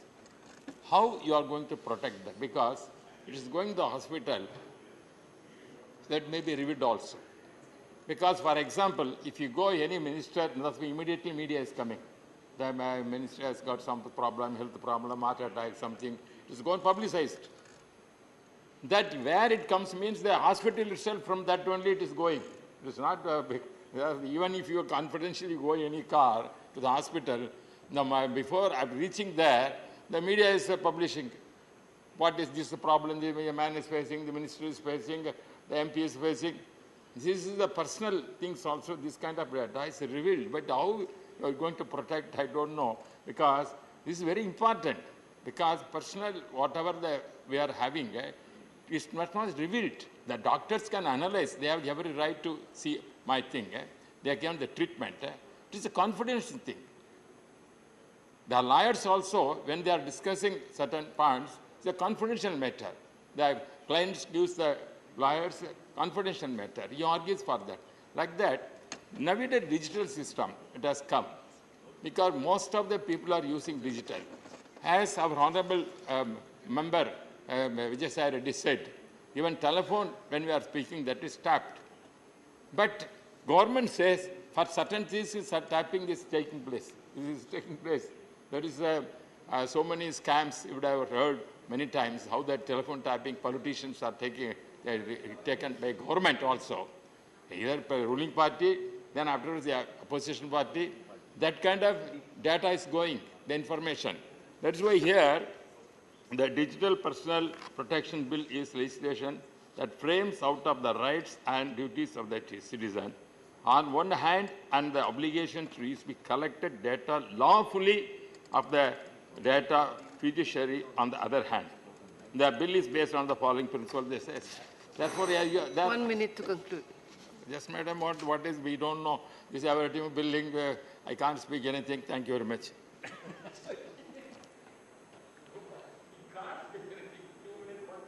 Shri Ashwini Vaishnav to reply to the discussion. Thank you, Honorable Chairperson, ma'am. There are very important points which have been raised by honorable members, and I would like to respond to them in very brief. Very erudite explanation and kind of discussion about this judgment. I thank all the honorable members who participated, and I have special thanks for Dr. Patnaik and Mr. Reddy. Both of you are big lawyers, very important lawyers, and you have noted some points which are very important, which probably I didn't want to say. As Mr. Reddy said, Honorable Mr. Reddy said, this is a law in which the language has been very simple, so this is definitely not a lawyer's paradise. So thank you very much for noting this point. Dr. Patnaik mentioned that data minimization principle has not been included. It has been included. If you read the clause 6.1, the data minimization principle is included. Second, regarding the voluntary undertaking of section 32.4, or let me say clause 32.4, the clause 32.4 is applicable when the Data Protection Board has heard both sides. So that's why it is written may, it's not written shall. So that will cover basically this provision. Third, the question about applicability was raised both by Mr. Reddy and by Dr. Patnaik. Mr. Reddy mentioned it in the context of cross-border data transfer. The world of data, Honorable Chairperson ma'am, doesn't follow the boundaries of physical boundaries of nations. So that's why the entire world today, when we legislate anything related to data, the concepts which are evolving today, some of these concepts have been introduced in the bill, have been included in the bill, and there are many more things which are still evolving. This is a field where so many things are happening. Practically every quarter something new happens. New AI has come. So we wanted the entire bill to be drafted in a way which is technology agnostic, which should be able to stand the progress of technology without requiring amendment again and again as and when new technology comes. That's why some of these provisions have been kept, and many of the things will evolve as the Data Protection Board gives its rulings and people understand what's happening, people understand what needs to be further done. So that flexibility is there, and we have kept this bill primarily on principles. We have not kept it prescriptive, so that gives the flexibility of evolving as the sector evolves. There are many points about startups. The carve-out is only on the compliance. Carve-out is not on violation of the basic principles. It is carve-out on the compliance, and when a startup proves a subject, proves a product, then it becomes a regular. So if you read the section 17, the carve-out, it doesn't mention startup.